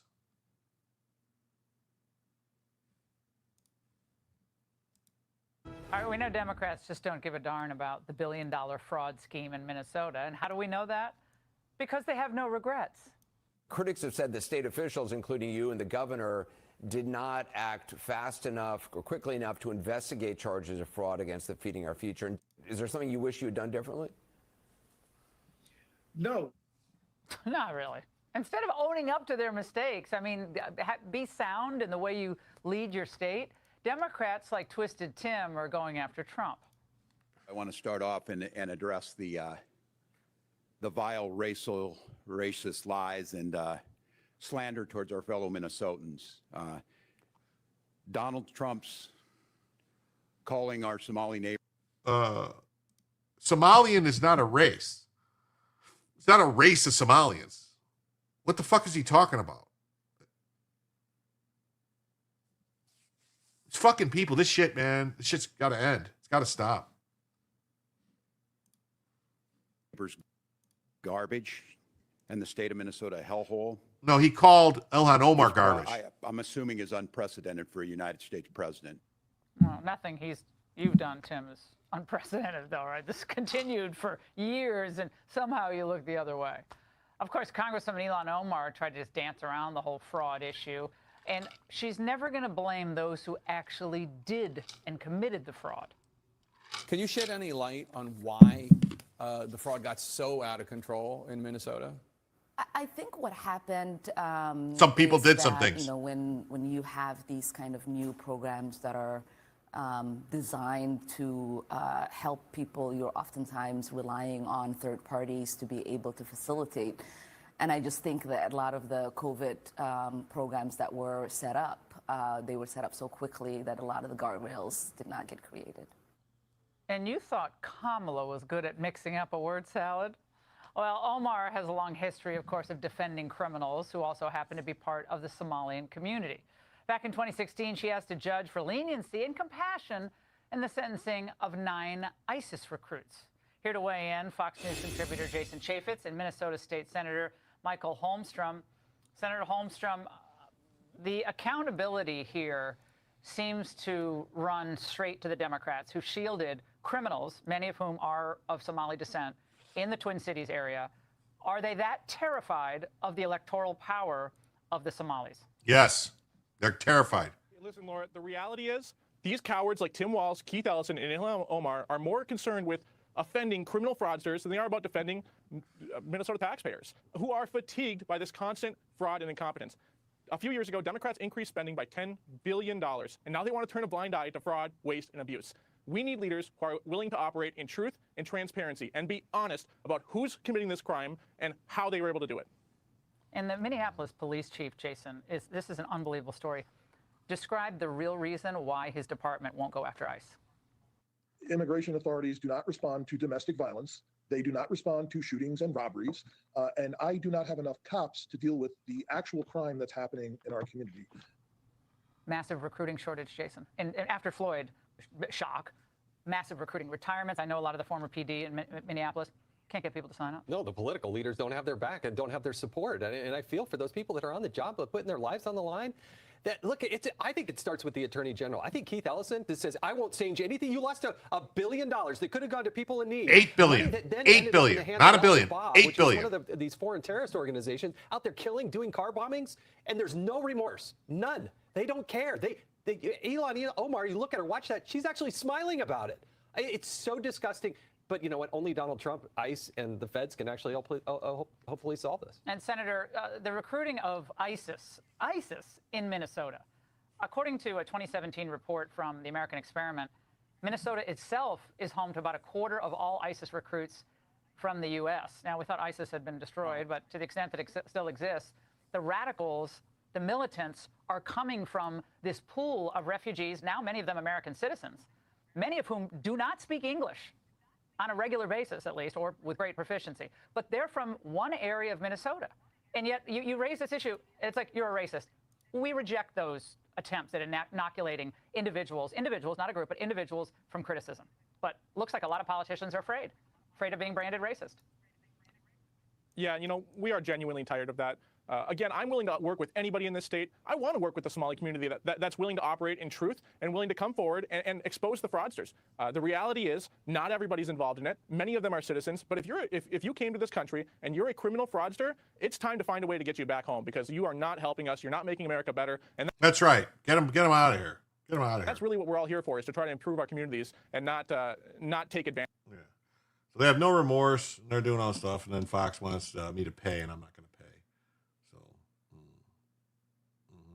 so Somalis arrested, immigration operation. Officials say a bunch of Somalis were arrested, and Mayor Frey criticized Trump's attack on the Somali community because, arresting criminals is an attack now. They're also cracking down in New Orleans, so that's good. And then J.D. Vance dismisses the claims of rising anti-Semitism in the GOP. Let's see what we got here. Right, Jim. Nationality is not always a race. These days, it rarely is. It's not. I mean, what? I mean, could we say that being against Americans is racism because we're American, have a race of Americans? I mean, no. Doesn't make any sense. That bitch knew, was in on it, most likely was behind it all, telling her brothers how to do it and get away with it. Yeah, they're probably all working together. I mean, that's like, Muslim is not a race or nationality. It's not. I don't mind the statue, but all the iteration holiday I do mind. He was not the saint they make him out to be. Oh, you're talking about Martin Luther King. Okay. The police chief apologized for arresting terrorists. That's terrible. They don't teach it now. That's why there's so many young idiots around. My mom taught home ec at my high school. Most of my guy friends did for some reason, as you know. 2 areas of Minnesota are blue. The rest is red, but the numbers favor the Twin Cities. We need real patriotic American in these positions. Muslims should have the definition of hot flying metal sponge. Okay. Sup, fuckers? Party up, dude.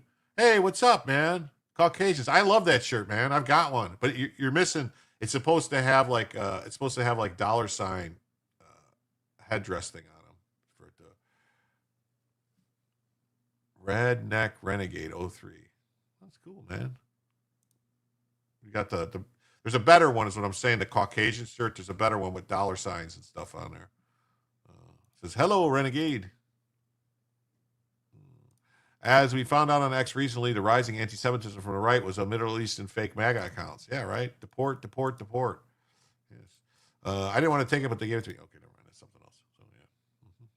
Conservatives continue to debate how to address figures such as Nick Fuentes, who openly expressed disdain for Jews, and Tucker Carlson, whose attacks on Israel have intensified. Okay, attacks on Israel are not anti-Semitism.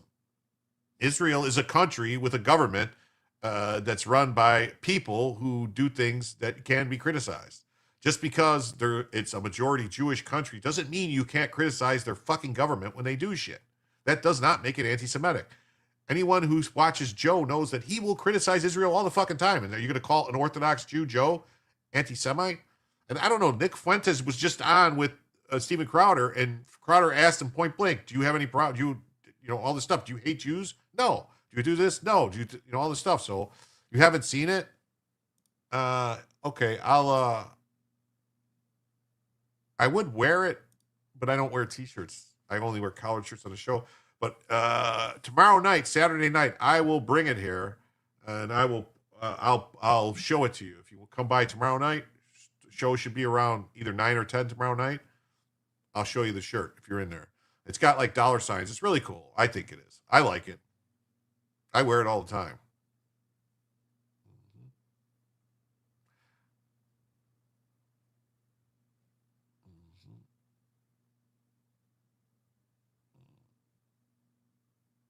Surprised to see you in NWT. Would tick, Mike? I don't know. J.D. Vance, speaking to NBC News on Thursday, said he rejected the notion that anti-Semitism was growing among Republicans. He praised New York City's mayor-elect Zohran Mamdani, an avowed socialist and supporter of the boycott, divestment sanctions against Israel. What? Why would he praise the mayor-elect? He told the Network, when I talk to young conservatives, I don't see them simmering anti-Semitism that's exploding. He says that judging anybody based on skin color or immutable characteristics, I think, is fundamentally anti-American and anti-Christian. He added that the political movements inevitably include problematic voices, but insisted those individuals do not define the party. In any bunch of apples, you have bad people. But my attitude is that we should be firm in saying anti-Semitism and racism is wrong. And I think it's kind of slanderous to say that the Republican Party, the conservative movement, is extremely anti-Semitic.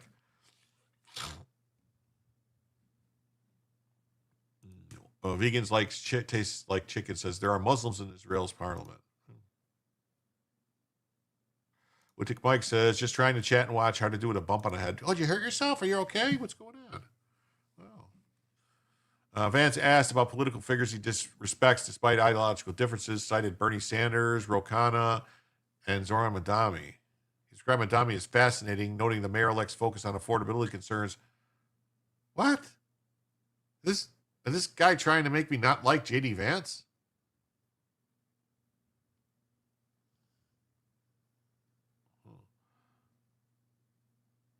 Oh, look at this. Anglo jihadi convicted over planned mustard gas attack on UK Jews. What? Mandami has caused significant unease among Jewish people. The comments all were delivered in a statement that he would arrest Prime Minister Netanyahu. Oh, traumatic brain injury, 98, long story. Well, I hope you feel better. His comments were delivered to a conservative who continued to debate how to address figures such as Nick Fuentes, whose online following has raised alarm among Jewish Republicans and senior GOP aides. Concerns intensified after Tucker Carlson, a longtime ally of both Vance and Trump, hosted Fuentes on his podcast. JD will prove to be disappointing. I'm starting to think that might be the case. If he thinks Zoran Mandami is fascinating. The issue also a recurring theme at a recent gathering of Jewish conservatives where some participants faulted Vance for maintaining close ties with Carlson while avoiding direct criticism of Fuentes. Carlson remains influential in conservative politics, and Trump has publicly backed him, recently saying, "You can't tell him who to interview." Trump previously met Fuentes in 2022 and later said he was unaware of his background. Yeah, Kanye West brought Fuentes to meet Trump. Kanye was going to meet Trump, and he brought Fuentes. And then just Newsweek has the same story. Newsmax, I'm sorry to say. Vance downplays anti-Semitism to the right, putting him at odds with Ted Cruz.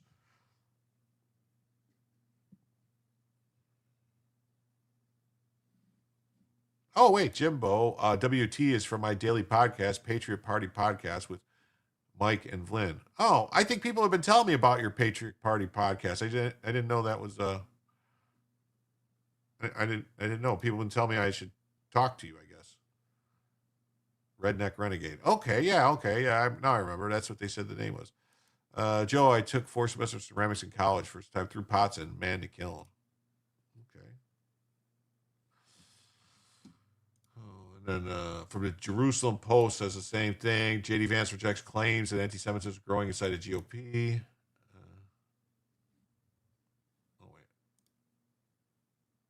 We got this. Speaker Johnson pleads with Republicans to keep concerns private after tumultuous week.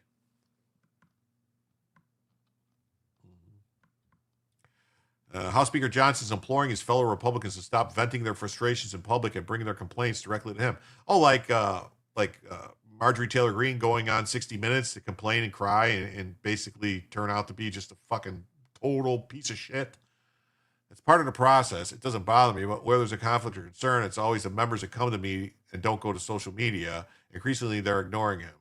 Cracks inside the conference were stark this week as members of Johnson's own leadership team openly accused him of lying, and rank-and-file Republicans acted unilaterally to force votes, and a leadership-backed bill faltered. It's all underscored by growing worries that the party's on the path towards losing the majority next year. Yeah, 54 watching on Rumble, 19 thumbs up. Hit the thumbs up if you haven't yet. Yeah. I certainly think the current leadership, and specifically the speaker, needs to change the way he approaches the job, says Rep. Kevin Kiley of California. Kiley has grown vocally critical of Johnson after the GOP's nationwide redistricting campaign backfired in California, said that the speaker's been critical of rank-and-file Republicans, so he needs to be prepared to accept any criticism that comes with the job. What Tuckweed say? Where'd it go?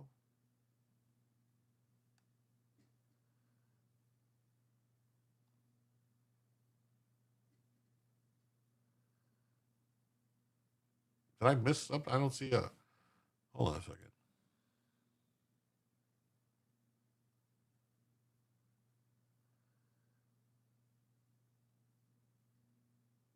I don't see Tuckweed's comment. It says Tuckweed, I disagree, but I don't see Tuckweed's comment. Where's Tuckweed's comment? I don't see it.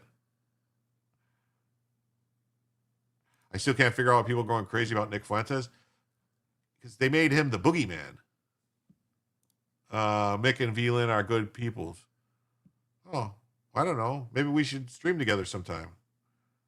Was a bell ringer. Well, good for you, Valholics. I appreciate it. Wendy is on Monday through Friday, 8 a.m., 8 to 11 a.m. Central Time. Wendy, what are we talking about? Am I in the middle of a conversation? I don't understand. Fortunately, I think there's ample reason for criticism. As part of the 2025, Johnson held together a slim Republican majority in the House to pass a number of President Trump's priorities. Okay. I said JD would be disappointing. Oh. It was about JD being a disappointment. He's saying things that are worrying me. All right.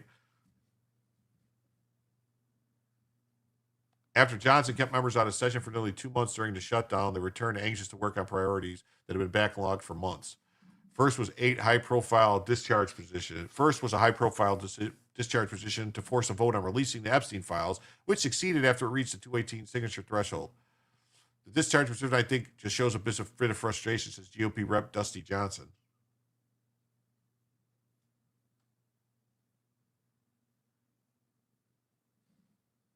Patriot Party podcast on Rumble and Pilled. What's Pilled? Another discharge position on a bill that would repeal Trump's executive order to end collective bargaining with federal labor unions reached the signature threshold last month with support from 7 Republicans.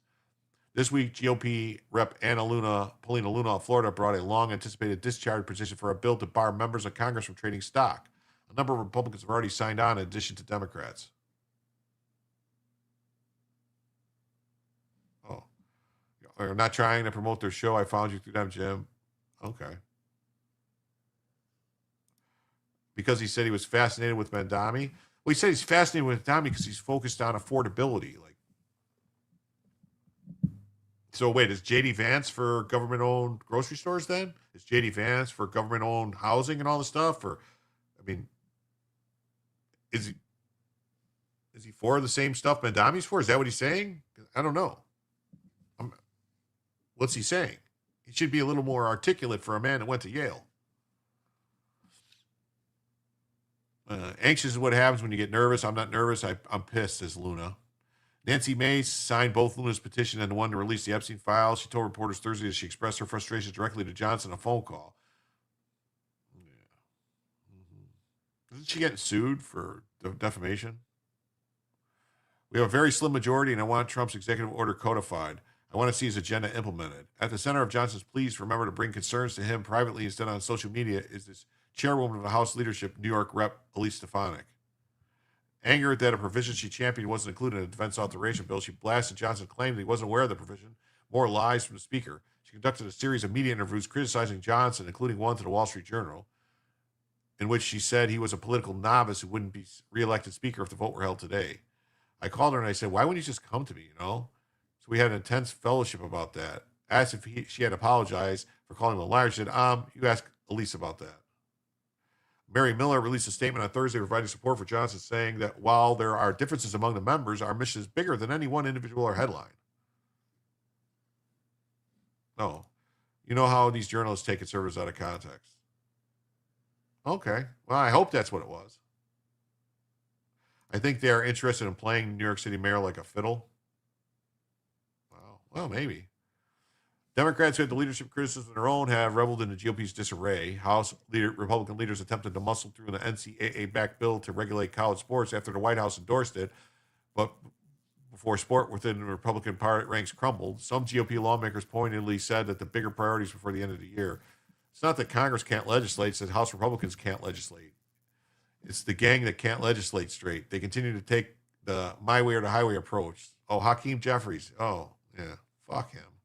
All eyes are on the U.S. House special election Tuesday night in Tennessee District that a Republican won in 2024 by nearly 21 percentage points. Well, he won.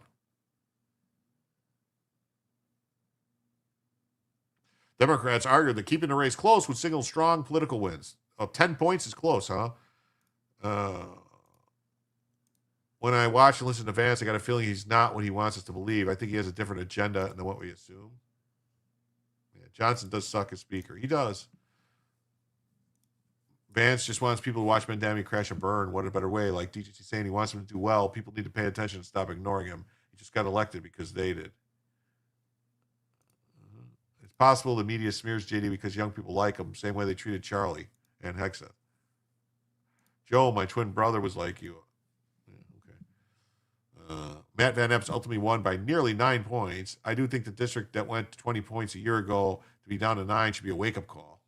Don Bacon. This Don Bacon is a fucking rhino out of Nebraska who votes against with the Democrats all the time. He's a fucking scumbag. He argued the Republicans need to get some economic progress, like, immediately. Oh, how are they supposed to do that when they can't get anything through the fucking Senate? Bacon. Quoting Bacon really makes you wonder why you would go to this guy. Bacon is among a growing number of Republicans who have announced they will retire after this term. Mayor Drew Taylor Greene abruptly declared that she would resign in January, citing multiple reasons, including the legislature has been mostly sidelined. The retirements add to the GOP's challenge in holding the House, as the party must now defend more open seats. Republicans have also seen a redistricting battle sparked by Trump's pressure on Texas Republicans. That's living in a fantasy world if you think this redistricting war is going to save the majority, said Kiley. Oh, Kiley's just mad because he's got redistricted out of his seat. So that's what he's pissy about. He's a fucking California Republican, which is he's a Democrat. All those California Republicans suck. Mike Johnson is struggling to keep control of his own party. We got the Michigan Supreme Court considers limits on a courthouse immigration arrest. So the Michigan Supreme Court thinks it has any say over what the federal government does? What don't that they know nothing? Law enforcement would be barred from making civil arrests, including immigration arrests of suspected non-citizens, in state and local courtrooms under the proposal being considered by the Michigan Supreme Court. Well, they're inside the courtrooms, I could see, but not at the court steps. The proposed rule change announced last month would prohibit civil arrests of people attending a court proceeding or having legal business in any of Michigan's trial or paracourses. The rule, as written, would not interfere with criminal or court-ordered arrests. If adopted, the amendment would add Michigan to a list of states attempting to limit immigration arrests following court proceedings, which have ramped up. So you have no right to stop them from arresting somebody after a court proceeding. No. See how the headline said one thing and then you start reading it and it's not what that is. States don't have jurisdiction over what happens in immigration courts, which are federal property. They cannot bar arrests there. Yeah. Advocates argue Michigan should join New York, Connecticut, and Illinois and other states in limiting arrests in local courts, which they contend could deter immigrants from attending court hearings. Yeah, California's already gerrymandered to the gills for Dems. They're trying to squeeze blood from a stone. We'll see what happens. It's an issue that affects everyone when you have any part of the population that's afraid to come and participate in our court proceedings. The Trump administration has unsuccessfully challenged similar policies in other states as sanctuary measures that obstruct lawful arrest. I don't think they've challenged this. Yeah, I don't think they've challenged unsuccessfully challenged the stuff. The other stuff hasn't come up really yet. Marjorie's going to bed. All right. Thanks for coming by. Fortunately, Minnesota, but as far away from municipality as possible. ICE has been at our Home Depot, though, and we love it. Well, that's good.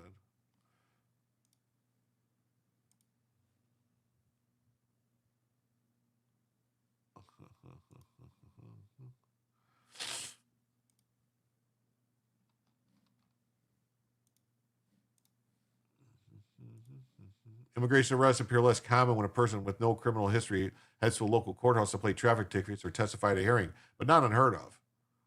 Immigration enforcement courthouse violates long-standing Michigan law protecting litigants from civil arrest that has the potential to seriously disrupt. There's no such thing as a fucking civil arrest. What is wrong with these people? Even the possibility of ICE or Border Patrol at courthouses can be enough to deter people from showing up to court. A rule would definitely go a long way to address fear, Reed said. To simply make the state court a place where the state matters are adjudicated and not address these federal civil immigration matters here is really a practical response to the Supreme Court that we're supportive of. Guidelines introduced under former President Joe Biden limited immigration arrests in courthouses and other so-called protected areas. Those rules were reversed in January, the first day by President Trump. The latest guidance instructs ICE and Customs Enforcement to pursue civil immigration enforcement in and around courthouses when they have credible information that leads to believe a person will be present at a specific location. Using courthouses as a venue for civil immigration enforcement can reduce safety. Really? You know the person doesn't have any weapons on them if they're coming out of a courthouse. Oh, so using it can reduce safety risks. Okay, never mind. Because individuals entering courthouse are screened for weapons. Department of Homeland Security was on the pace to deport 600,000 people. They need to double that, triple that. What are other states doing? Several other states have laws or policies on the books limiting arrests in local and state courts before Trump's second term began. Officials in other leading states have recently considered the change. Hey, KPT, what's up? You're so late. Yeah, show's almost over. They've been a similar framework on what Michigan considers only allowing federal agents to have a criminal warrant or an order from a judge to make an arrest in a state or local courthouse. Well, then you just arrest them outside. Attorney General Pan Bromley argued the New York law amounted to sanctuary policy to prevent illegal aliens from apprehension that contradicted Trump's January executive order. A federal judge last month dismissed the lawsuit that argued that New York policy was unconstitutional and prevented federal authorities from apprehending criminals. Illinois lawmakers approved a ban on courthouse immigration arrests. They also created a pathway for registrants to sue immigration agents who violate their rights. They don't have that. They don't have that ability. State can't pass a law to sue the federal government. It doesn't work that way. In Connecticut, state lawmakers passed legislation barring law enforcement officers from wearing face coverings in court, in addition to limits on civil immigration. What? Michigan Supreme Court, where 6 of the 7 current justices were appointed by Democrat governors, collected written public comments on the proposal. Justice Brian Zahara, the Colts' lone Republican nominee, would have declined to publish the proposal for comment, according to the court order announcing the public change. John Nevin said the court plans to hold public hearings before taking action. Most of the nearly 500 comments support the proposed amendment, citing concerns that people are attending or handle legal matters.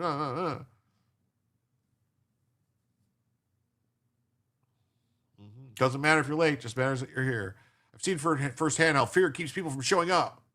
Several opponents of the change said the state courts should interfere with federal enforcement, arguing that immigration law should be followed both inside and outside the courthouse. I do not believe courts should be in the business of making laws from the bench. Come here legally or ICE will see you the door. That's right. ICE will see you the door. All right, everybody.